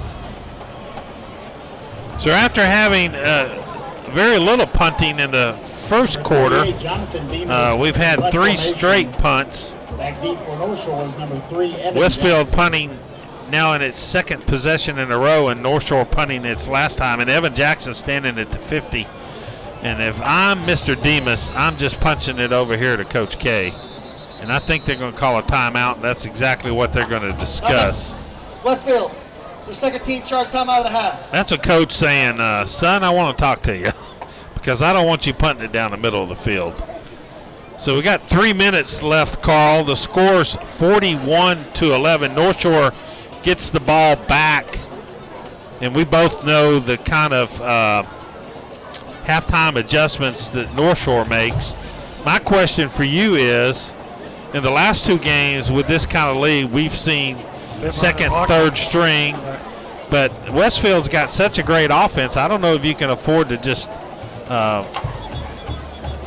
put in your 2nd and 3rd string yet. I'm anxious to see right now with 3 minutes to go whether North Shore just plays keep away, they run the clock out, and just are content with a 30-point lead, or if they. I think they want to put the pedal to the foot on the gas pedal and separate themselves as much as possible, because I do think Coach K probably wants to play as many people as he can. But you got such an explosive team here. They kicked it to him. He's not going to. Yeah, he did fair catch it. I think he was told. He's not real happy about that. He fired the ball back to the referee. So North Shore gets the ball back at the 47-yard line of Westfield. 2:53 to the half. So, Carl, we're going to find out. 33-yard punt for Demas. They have the guy to control the ball a little bit is Johnson.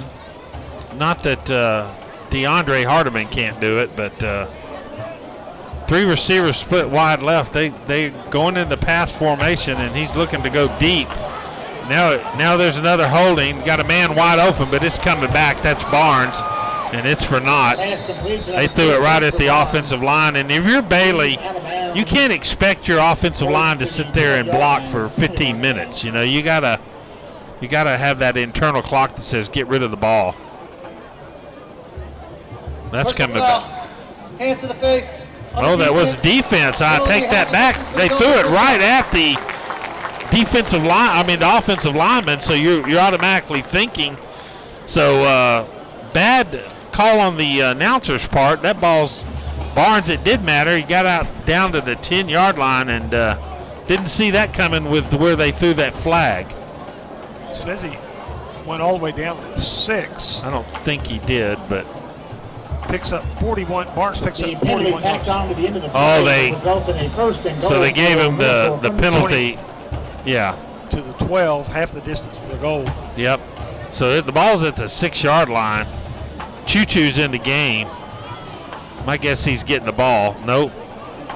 Bader's got a man wide open. He throws to Cameron Smith for the sophomores. Touchdown. Number 84, Cameron Smith. So Mr. Cameron Smith gets a 6-yard touchdown reception, and I believe that's Mr. Smith's first touchdown of the year. That it is. And he was an excited young man right there. Good for him. Sophomore gets the touchdown. 6'2", 180-pound wide receiver. I bet we call his name a few times this year. The kick is up and good, and just like that. And Carl got his answer. The foot went right on the gas pedal. 48-11, 2:20 left in the first half. You're listening to LSN Sports and Texan Live. We'll be right back.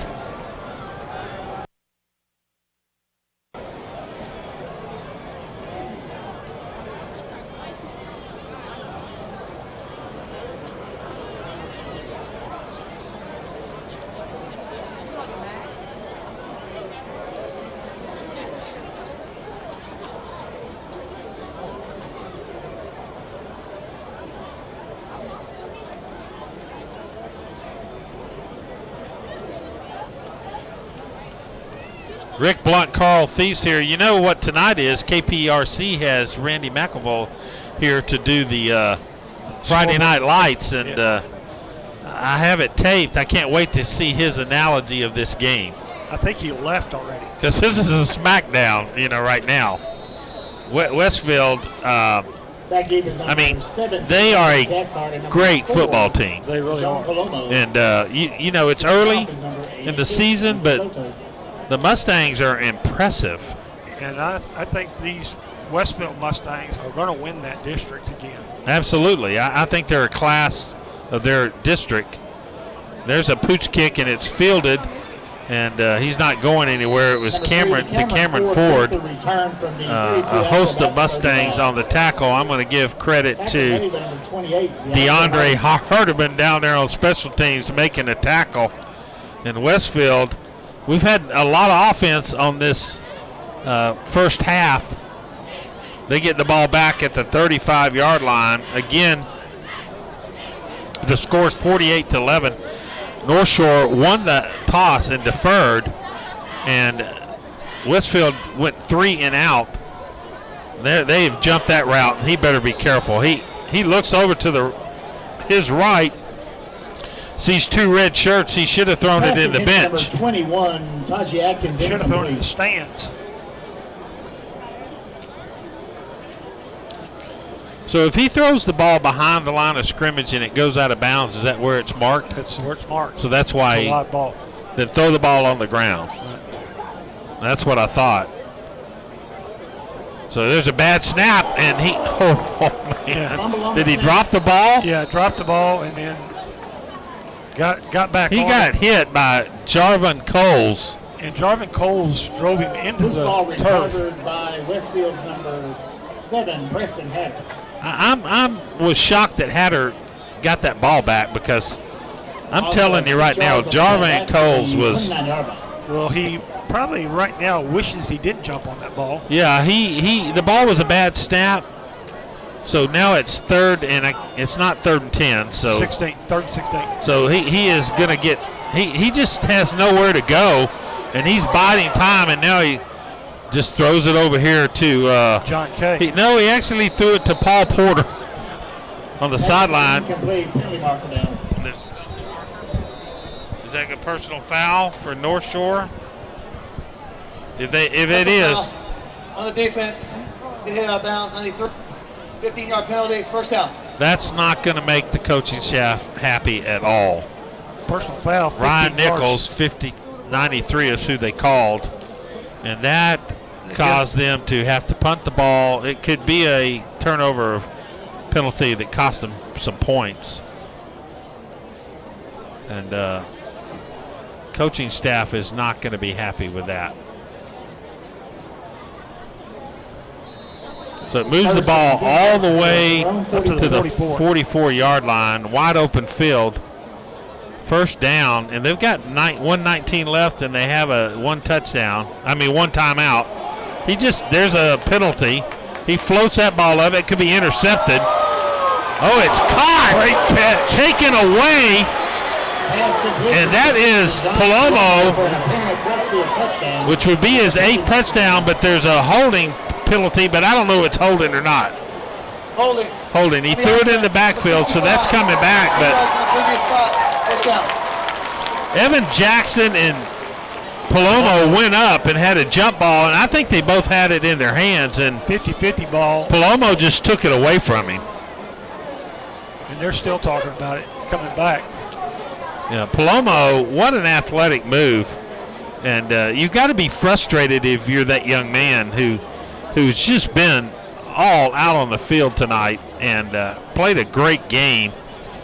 And he got a jump ball there and went up against Evan Jackson and took the ball away from him. He threw a wounded duck. And that was fun to watch. Hatter probably is going to get in the ice bath at halftime. Hatter is just, his legs have to be tired from all the running he's done, and mostly east to west, some south. Yeah. So Hatter looks, he does an option, and runs into his tackle. Number 7, Preston Hatter on the keeper, hit near the line of scrimmage. Just a no gain. My spotter's usually been giving me some numbers, but he just said he got tackled by a whole bunch. So they gave him credit to Elijah Fields, but I guarantee you there were about 6 guys there. Gets back to the line of scrimmage, 2nd and 20. 36 seconds, and they're not in a hurry to call a timeout or nothing. Yeah, Hatter wants to get to the dressing room. So Hatter is rolling to his right, throws a pass over here to the sideline. He completes it to Cathcart. Has Cathcart caught anything tonight? That is his first catch. Tackled by Coles. Going to go up, give him 4 yards on that catch. So I thought they went out of bounds, but they're running the clock. And that might be by design. So Westfield, man, you can just see the way they're walking. They're dejected. They have not been beaten or this many points against them in a long time. So the score at halftime is the North Shore Mustangs 48 and the Westfield Mustangs 11. And we'll be back after halftime and kind of recap some of this and maybe give you some statistics. You're listening to Rick Blunt and Carl Thies on LSN Sports and Texan Live.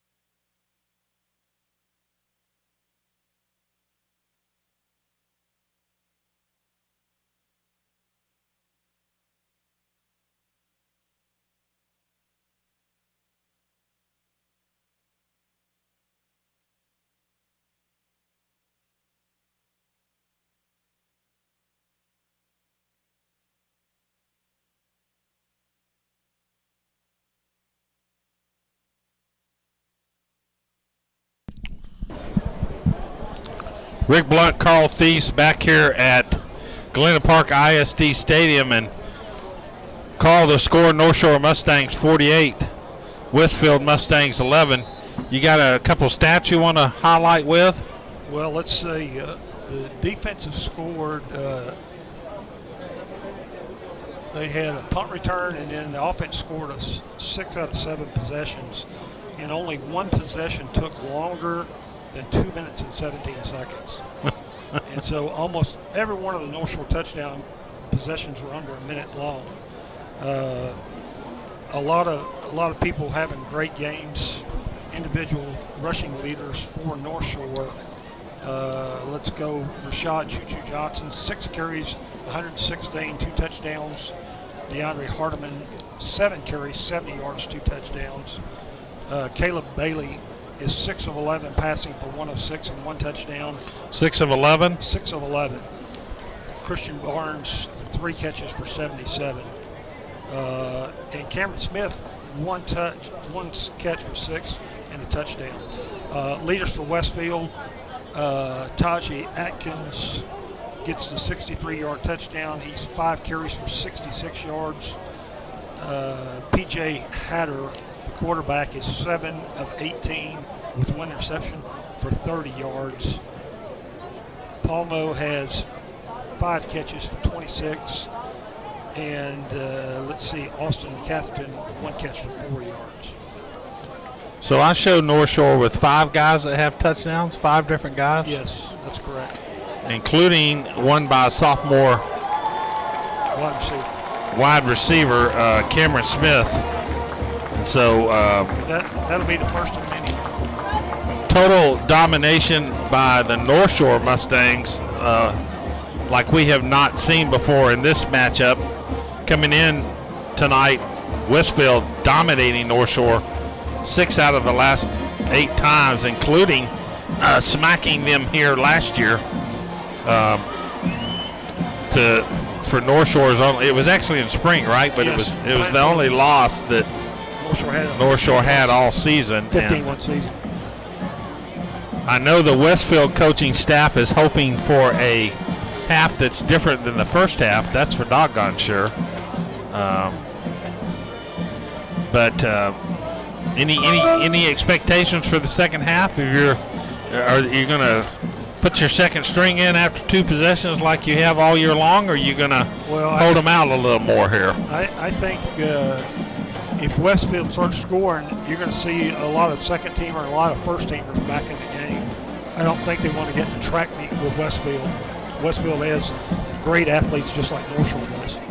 So North Shore sending back Barnes and Evan Jackson, but when Mr. Demas kicks off, it's pretty irrelevant. Yeah, there's probably some ball boys out in the parking lot ready to catch this kickoff. Well, the last time they could have come out of the field house and caught it. So I agree with the coach. He is a weapon. But so is Evan Jackson, who they're kicking it to. So he better kick it deep. It's interesting. Both the deep guys are on the goal line. Now, they got that same formation where they're lined up for a possible onside kick, but who kicks it to the field house again? Out of the end zone completely. So North Shore is going to start the second half on their own 25-yard line. And as we have seen the prior 2 games, North Shore brings their starting offense back on the field and usually plays a couple possessions and then they swap them out. But Mr. Hardiman is not in there. Rashard Johnson is to start the second half. 3 receivers split wide left. Bailey in is your quarterback. He looks to his left. Now he looks up the middle. Got all time. Looking downfield. Got a man wide open. That's Barnes. And did he catch it off the turf? Nope. That's 3 times. Bailey has thrown deep, and all 3 times he has underthrown the ball. And granted, throwing the ball 30, 40 yards downfield is not easy. But, Carl, he's had some wide open targets. He definitely has.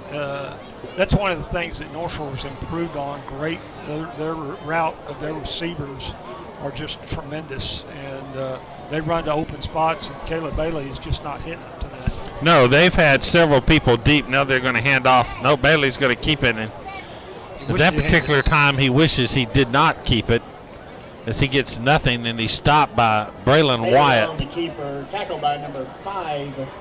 Give him 1, 3rd and 9 for the North Shore Mustangs. If you're just joining us at halftime, the score is 48-11 in favor of the Mustangs. I'll leave it up to you to determine which Mustang. I shouldn't do that, right, Carl? You shouldn't do that. It's the North Shore Mustangs all over the Westfield Mustangs. Cruel and unusual punishment. I've been wanting to do it all night. So 3rd down and 9. And here is a handoff to Johnson.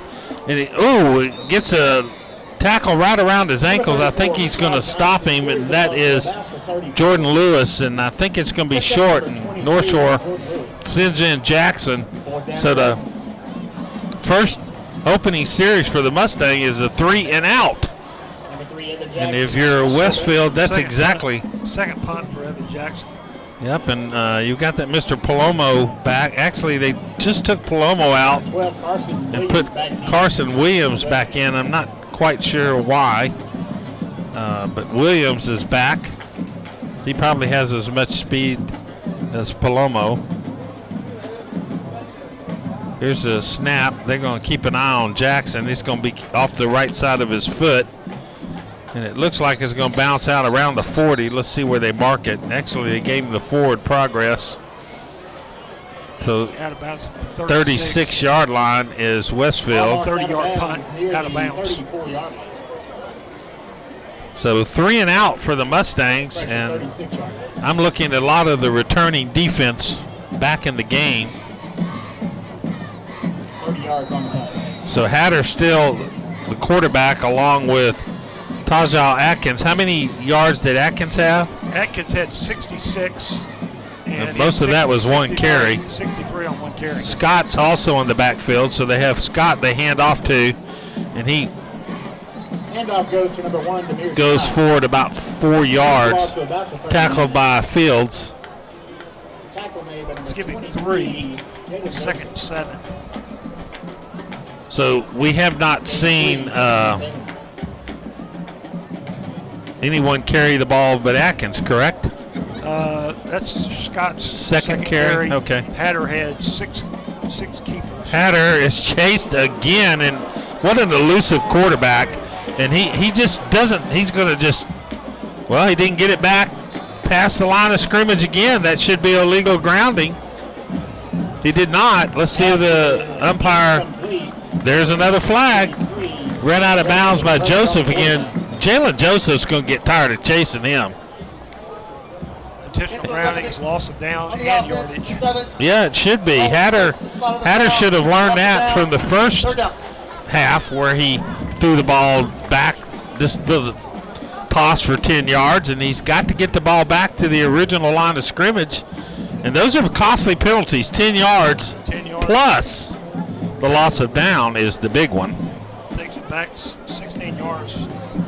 Going to be 3rd and 30. But Jalen Joseph and Ryan Nichols and Elijah Fields have been in the backfield all night long.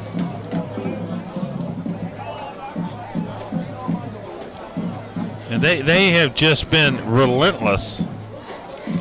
Hatter just hands off, and he is just smacked.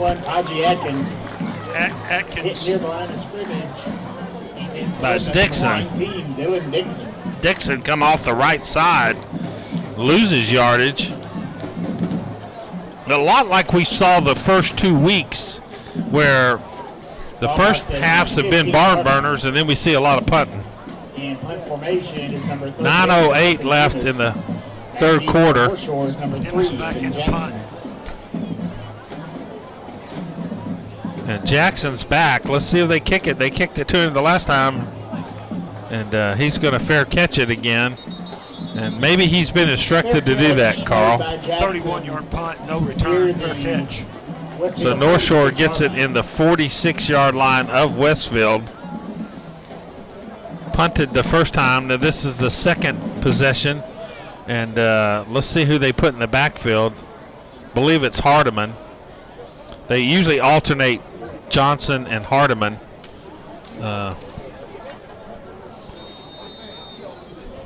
Westfield going again with their 4-3. Actually, they got 5 men up in the box.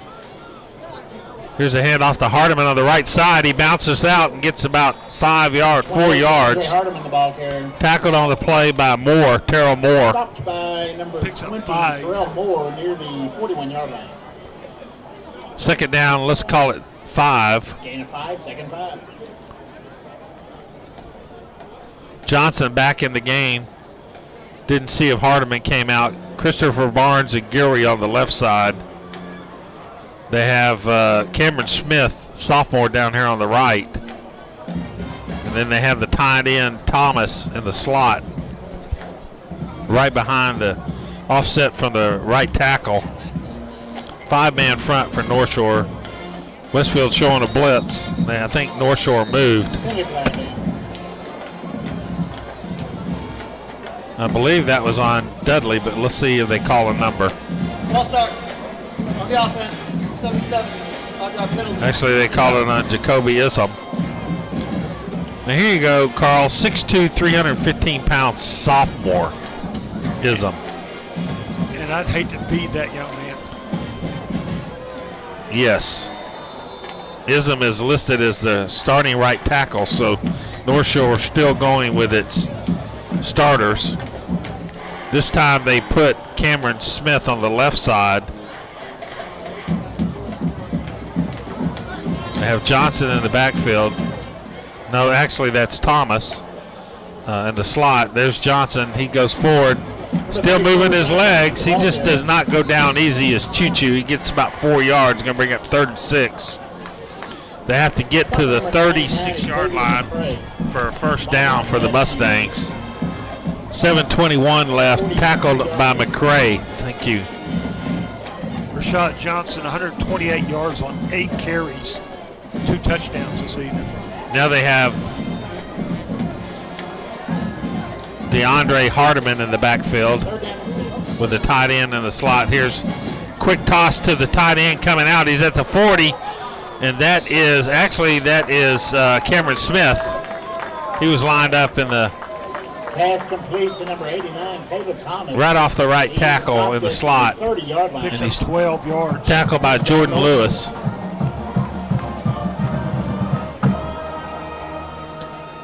Why don't you tell the audience who our spotter is and that we met years ago. Matt Miller has been a long-time friend. He's helped us cover ball games. Been a great friend and keeps us calling the correct names. And Hardiman just picked up 11 yards. You know, DeAndre is not as big as his daddy, but he's a lot quicker, isn't he? Yeah, he definitely is. Picks up 15th first down for North Shore. Terrell Moore on the tackle. Hardiman, though, he's built low to the ground, but he's strong. We've seen him move piles. He's only 5'8", 180 pounds, but he's a sophomore, but lightning quick. Hits the hole really fast. So here's Hardiman up the middle, and he's not afraid to run tough up the middle. Now the offensive line tries to move him forward, and it was tackled by a host of Westfield Mustangs. Hardiman picks up 5, literally hit as he entered into the line of scrimmage and got some help from his offensive lineman. Johnson's coming back in the game. Hardiman now up to 89 yards on 10 carries, 8.9 yards, also with 2 touchdowns. Barnes and Guillory over to your left. Second down and let's call it 6. Here's Hardiman to the right, 10, 5. No, that's Choo-Choo Johnson. Touchdown, Johnson, 16-yard touchdown run, his second touchdown run of the game. 3rd touchdown of the game. Did I miss one? Yeah, 53, 43. Oh, yeah, I forgot his 53. So, Choo-Choo Johnson. 144 yards on 9 carries, 3 touchdowns. He might be lining up, Carl, to put a little pressure on you. That's exactly what he's doing. for that player of the game. Great run by Choo Choo. Here is the bad snap, good hold. Kick is up. Bailey did a great job. It's good. The score is 55-16. 5 minutes left in the third quarter. You're listening to LSN Sports and Texan Live. We will be right back after this commercial.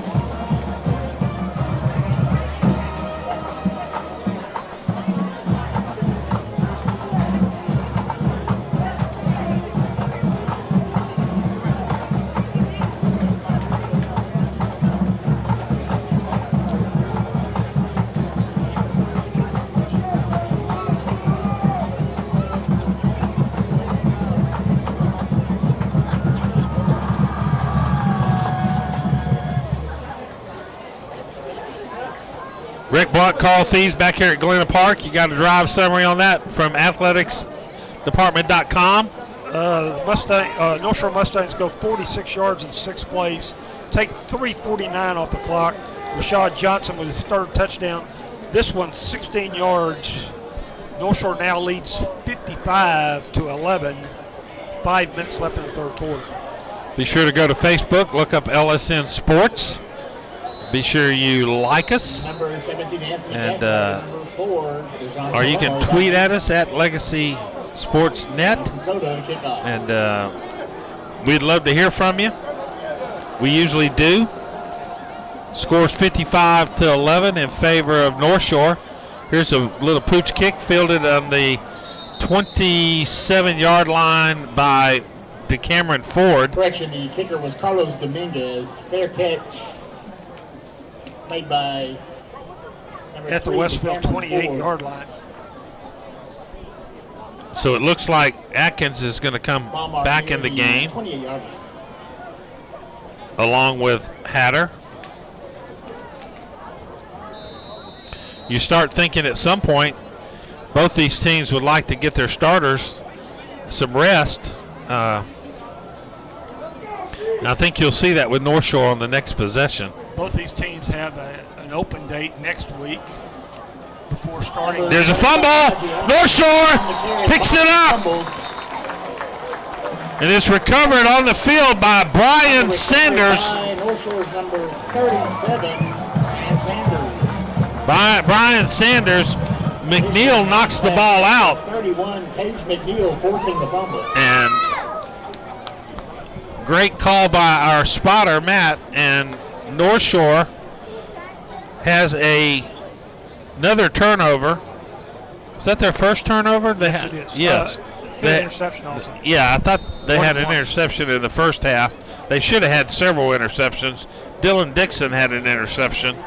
And North Shore gets the ball back inside 36-yard line of Westfield. So we got a new quarterback, and it immediately goes back on the ground. Garland. And I thought we might see Mr. Garland, when he's come into the game the last 3 times, he's had an issue with the ball in the first possession, and then he gets back under track. He's very athletic. Garland is a junior, 5'9", 180 pounds. He's 1 for 3 with 3-yard gain, but he's also rushed the ball 6 times for 24 yards. But he gets a sack there, Carl, or just a... That's a team loss of 8 yards. Yeah, it's not against Garland. Second 18 for North Shore. So usually Coach K is not going to turn him loose passing. Let's see what he does. He hands off. Hands off goes to number 22, D'Amico Prince. So Prince on the carry. Tackle made by number 96. Brian Watt. Zechariah. So Prince in the game. Prince gets 2 yards, 3rd and 16. He has 5 carries for 10 yards. You can tell the second string's in. Westfield still has their primary defense in. 3:20 left in the third quarter. Third down and I'm not seeing any clear white jerseys out there.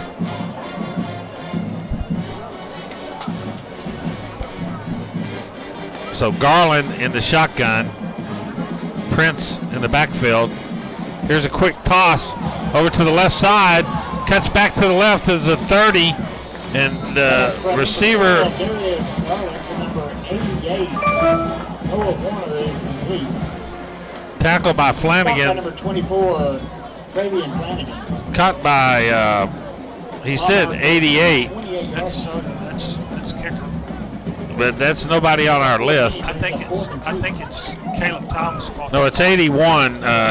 Kamea Hudson. That's a much better choice.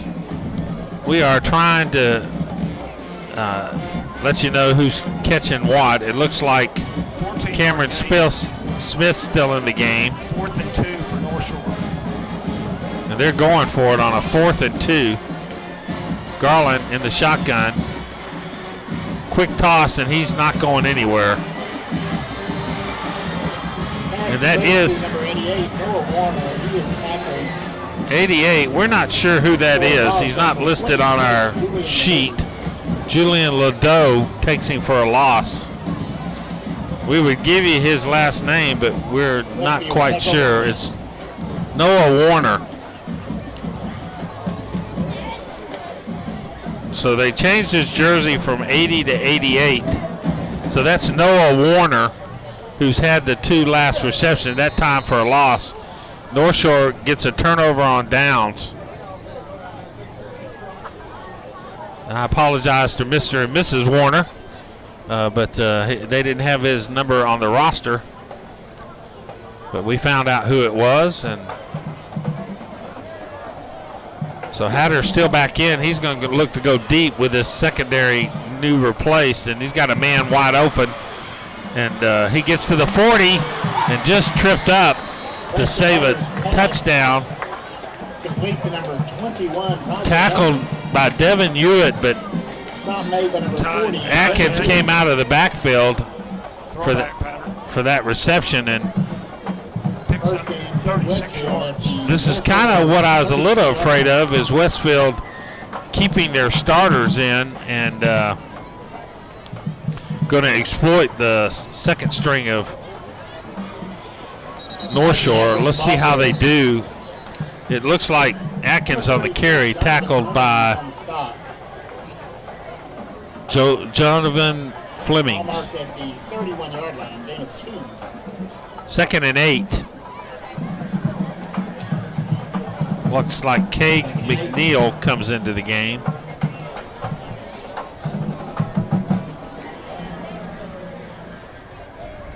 So Westfield facing 2nd and 8. Hatter has more time.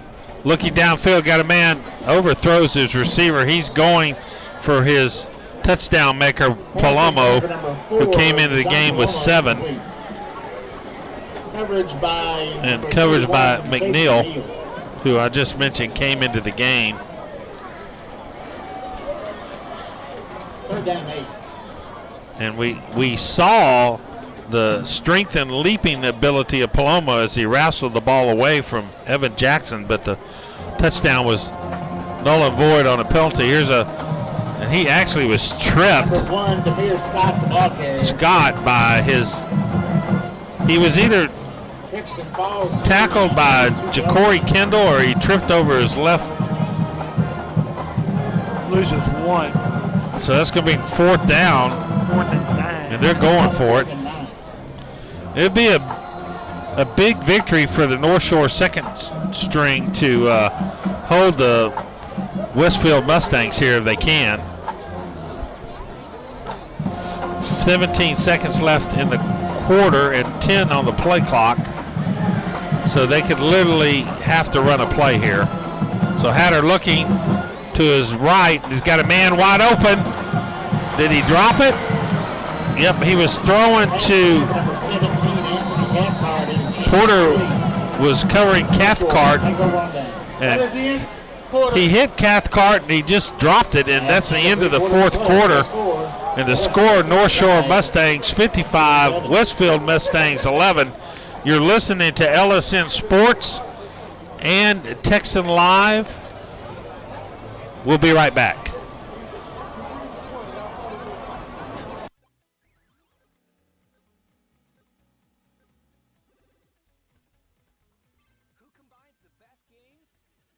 the best pizza? Mr. Gaddy's, of course.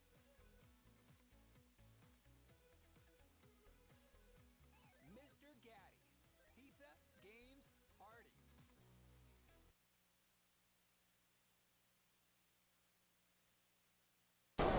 Rick Blunt, Carl Thies back here at Galena Park. Start of the fourth quarter. North Shore leading 55 to 11. That's right, 55 to 11.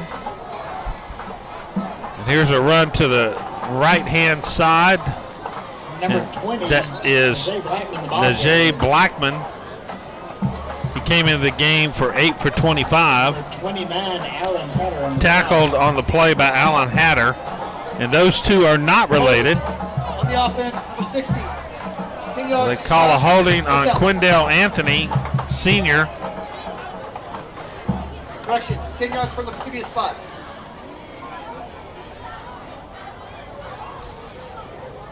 First and 20. So I'm looking for Anthony on the depth chart. First or second team. He's not on either one, so 10-yard Coach K emptying his bench. And it makes it 1st and 20 after a good run.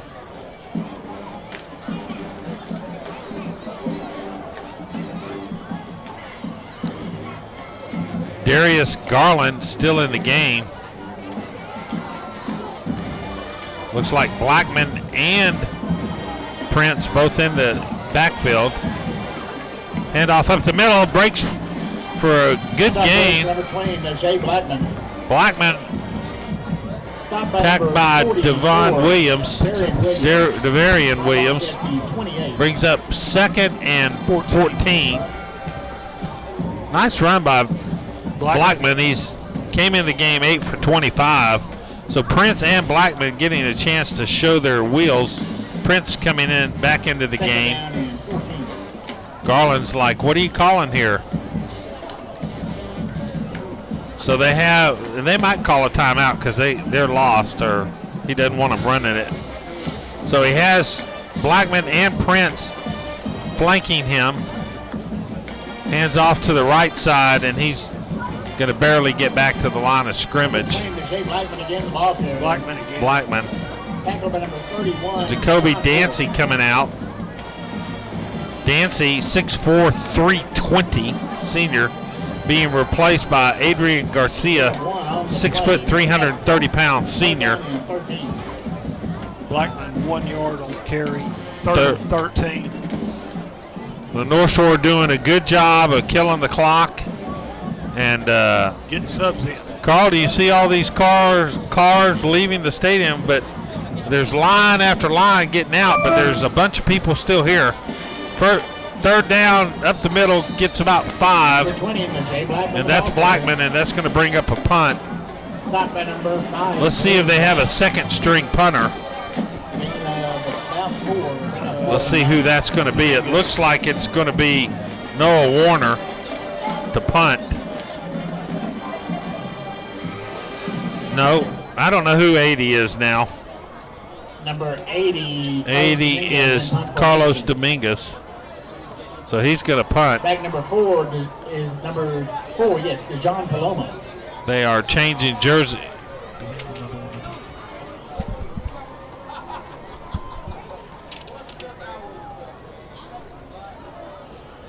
Nice punt fielded by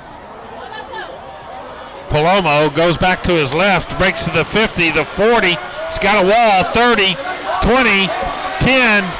Touchdown. DeJon Palomo, 73 yards. Fielded a 73-yard punt return by Palomo.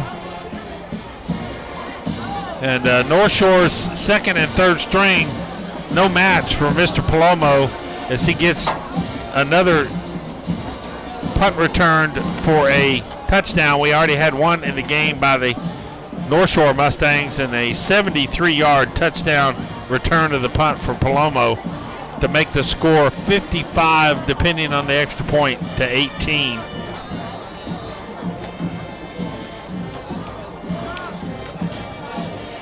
Demas is in for the extra point. Snap is up and it's good. Kick is through the uprights.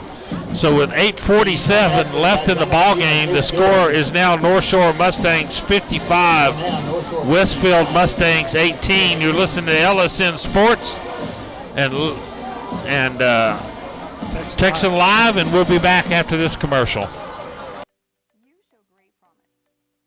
And with a Promise at San Jack Scholarship, you can reach your goals debt-free. Promise is money to help cover the cost of tuition and books at San Jacinto College. It's available to graduating seniors living in the San Jacinto College taxing district, regardless of your GPA or income. Get your credential tuition free. Apply to be a Promise Scholar today. Visit our website for more information.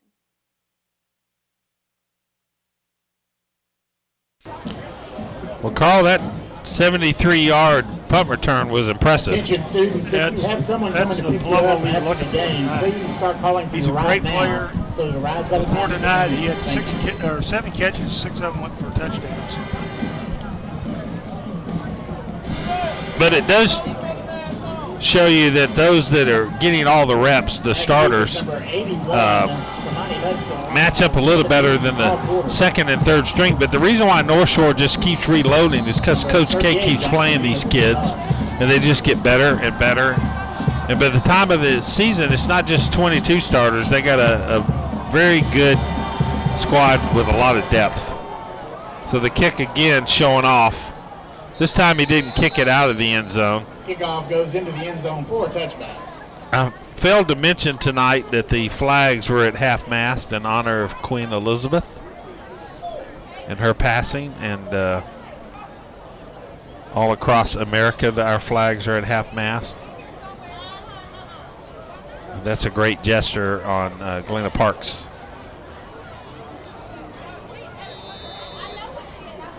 So North Shore gets the ball back on the 25-yard line. Garland back under center. Is Garland still Garland's still the quarterback. So Garland keeps the ball, and he probably wishes he wouldn't. Tackled by about 6 tacklers. Javante Carr. Westfield put him in the spin cycle. Yep, we got 4. Javante Carr on the stop. Yep, and kind of what I suspected, that our second and third strings would not match up with their starters, obviously, and Coach K knows exactly what he's doing, getting these guys experience. He's basically milking the clock as best as he can. He's not letting them run the play until around 8 seconds. Handoff on the right side, and tackled for maybe a yard gain is Prince. Tackled by Terrell Moore. Give him 3rd and 11.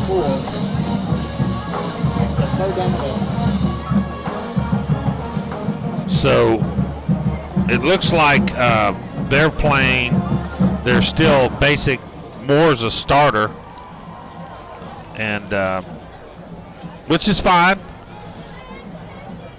North Shore is having difficulty with the offensive line for the first time tonight, moving the ball. Garland hands off up the middle, gets a little break of about 5-6 yards. Handoff up the middle goes to number 22, D'Amico Prince. And that's Prince, tackled by number 95, Ray Jones. Give him 6, 4th and 5. So North Shore is going to punt again. And we might give this punter the same instructions that number 80, Carlos Dominguez, Mr. Demas had, and that's keep the ball away. Although lately Jackson's been fair catching it, but Dominguez is in for the punt. Demas standing at the 35. And he is, he might get 5 yards on that. He kicked it straight out of bounds. Obviously, he was directed not to kick it to Dumas. Ball went out of bounds around the near the North Shore 37-yard. So a 2-yard punt? 7-yard punt. 7-yard punt. So Westfield gets the ball with 6:24 left. The ball's at the 37-yard line of North Shore. And it appears that Hatter's still in the game. And I still see Palomo in the game. He's looking just to load up. He's wide open. Cathcart, the ball hits him right in the numbers, and he just drops it. And I don't believe Westfield has enough time to give any real threat here, but they are going for the jugular when they can against this second and third string Mustangs, and that's good practice for them, huh, Carl? Oh, definitely. It's P.J. Hatter now 8 of 23 for 66 yards. So they still have Atkins in the game. I guess they want to make the score more respectable when they look at it in the paper tomorrow. Here is Atkins, and he gets about 8 yards. Nice burst on Atkins, tackled by Jamin Washington. Jaden Ferguson, excuse me. Ferguson on the tackle. 5:54 left. You have North Shore milking the clock, and Westfield trying to get off as many plays as they can. Snapping the ball around 15 to 20 seconds left on the clock. Hatter looking to his left. Here's a pass to. Well, he's throwing it to Palomo. Great defensive play by Stephen Tejada. Went mano a mano with Palomo, who is very athletic, and Mr. Stephen did a great job of knocking that loose, Mr. Tejada. So here is a scramble to the 20, and Number 7, Preston Hatter. Mr. Hatter decided to keep that for himself, picks up a first down. Ball's all the way down. Let's see where they mark it, at the 15, I believe. Nice pickup for Hatter. 18-yard pickup. 5:17 left in the game. Westfield threatening again. He's probably either going to keep the ball himself, which he did, 3-yard pickup, or he's going to do what he's done all year long, look for Palomo or Cathcart in the end zone. Second down. All their starters still in. Has Atkins in the backfield.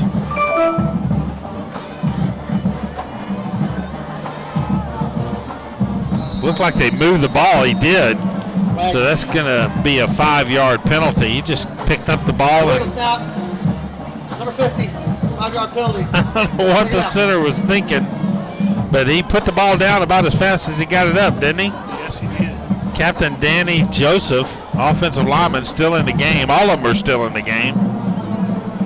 Second down.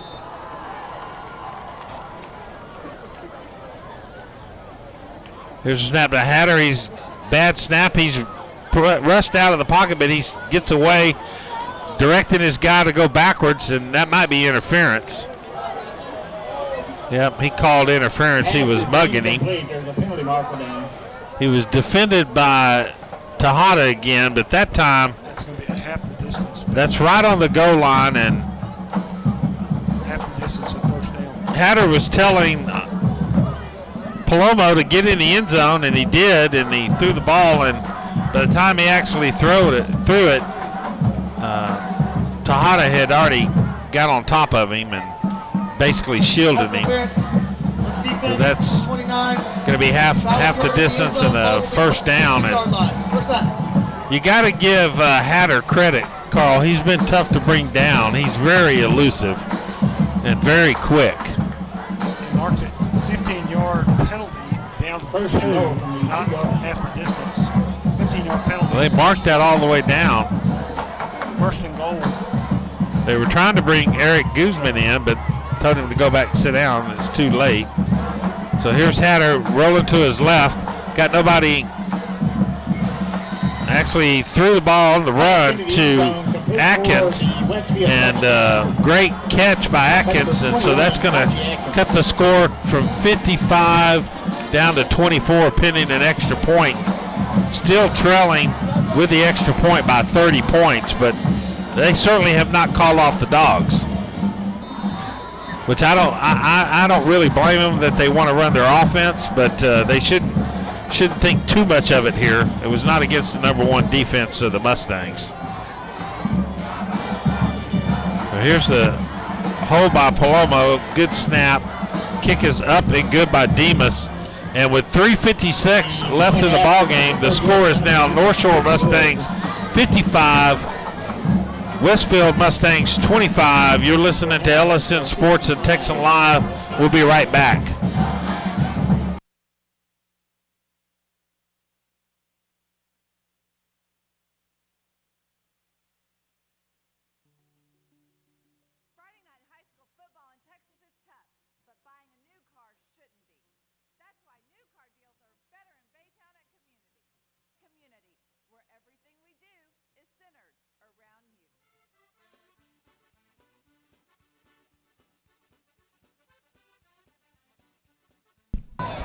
Rick Blunt, Carl Thieves back here at Galena Park ISD Stadium. You got a drive summary on that one, Carl? We do.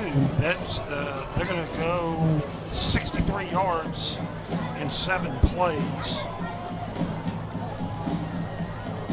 with Tajay Atkins' 2-yard pass from P.J. Hatter, scoring now 55. They only went 37 yards, right? Because they got the ball back after that bad punt. That is correct. Yeah, I know you're keeping those stats, so North Shore all night long, Demas has not allowed a kickoff return. They have not tried the onside kick. That time they scrub it, and this time they do get to run it back. And he's brought down with a good tackle. He fumbles. They're going to call the ball down. Number 81, Kamani Hudson on the return. Tackle by Wynn. At the 20-yard line.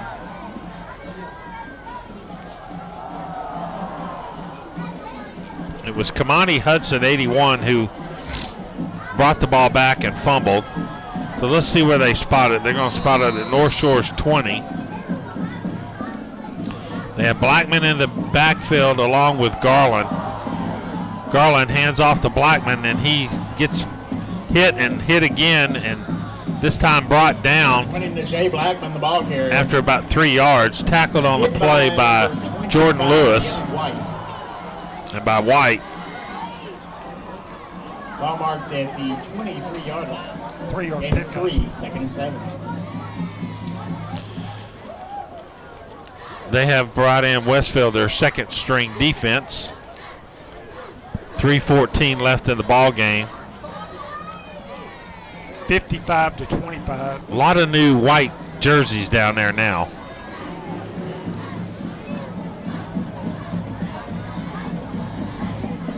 Six on the play clock. Yeah, they're not. So Garland is barely, he might not get back to the line of scrimmage. Tackled by Zachariah Glaze.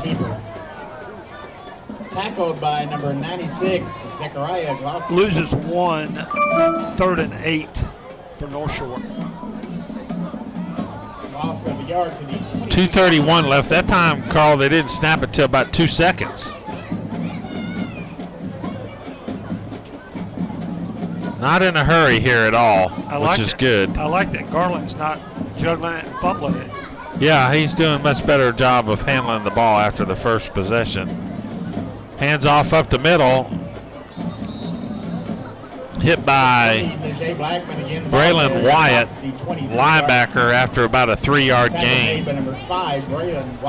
So it's going to bring up 4th down. Surely North Shore probably let it go down to about 120 something and then call a timeout. Both teams have 3 timeouts left. They're not going to run a play here.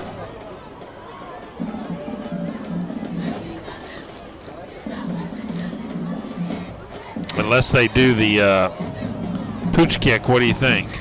No.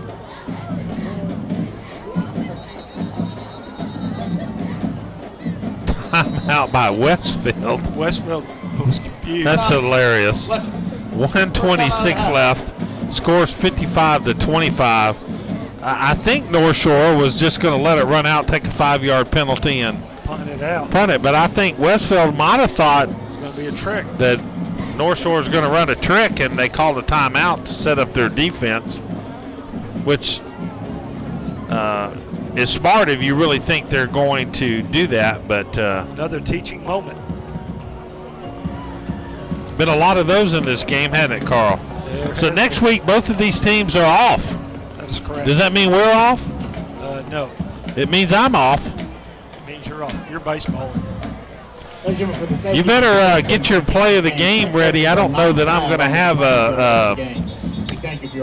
the introductory song, so you better have him already, and he better be the guy that I think he is, or you better start running like he does. I got it in my head. 3-4. 3-4. That is correct. 3-4. 3. I'm not talking about 3-4 defense either.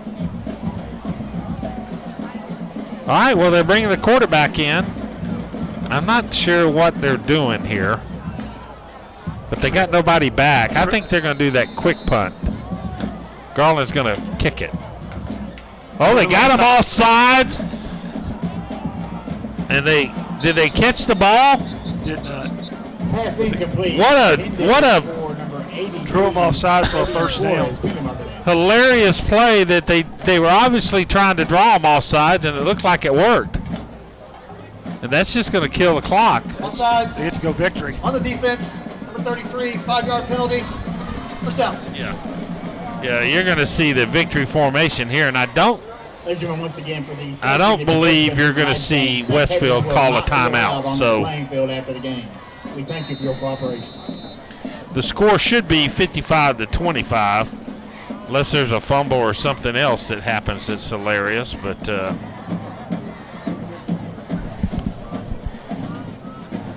clock is not running, but the play clock's down to about 8 seconds. No use to milk the clock here. So here's a handoff. It's not doing victory formation. The ball was handled off to Blackman. So a helmet came off of one of the players. And so he has to come out. Picks up 6. It looks like Aram Hicks, 6'2", 270 senior offensive lineman. Man, all these parents that have to feed these 340, 330, 315, and with the price of food, they're probably working 3 jobs. At least. I had 3 girls that I had to work 3 jobs. Victory formation. So there's the victory formation, and Garland takes the knee. In victory formation, A little frustration there by Braylon Wyatt. And that should lock it up. 22 seconds left, and Westfield was walking off, and North Shore should walk off. They're running the clock, and the play clock hadn't reset, so just line them up over here, Coach, on the 50.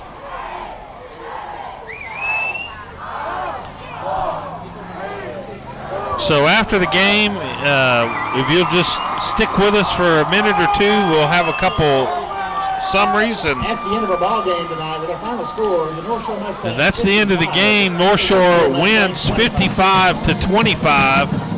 The halftime score was 48-11. So North Shore only scored 1 touchdown the whole second half, and that was with the starters on their second possession, with Choo-Choo Johnson getting a 16-yard touchdown run, puts North Shore up 55-11. And they call off the dogs, take the first string out, bring in the reserves, and quickly Westfield scores twice and makes the final score 55-25. Just want to remind our listening audience on Texan Live and LSN Sports that we are off next week, and then we'll be back in 2 weeks to do the Galena Park game and the North Shore game. And Carl, I'll give you the drum roll, and you can tell us who your players or plethora of players are the players of the game. 3-4. 3-4. So go ahead and announce it. How about Rashad Choo-Choo Johnson goes 144 yards on 10 carries, 3 touchdowns, his finest ball game of the season, and probably his career. Probably his career. That's correct. 14.4 yard average. Our player game, Rashad Choo-Choo Johnson. You could give it to the whole defensive front also, and offensive front. But for Rick Blind and Carl Thies from Galena Park ISD Stadium, we want to thank Matt Miller doing such a great job, and for Brady producing on Texan Live, and our camera lady, we thank you for your production for the Galena Park film crew. Y'all are awesome. You do a great production. And for Carl and Rick and LSN Sports, we will see you in 2 weeks. God bless you. Have a great weekend, and we'll see you later. Bye-bye.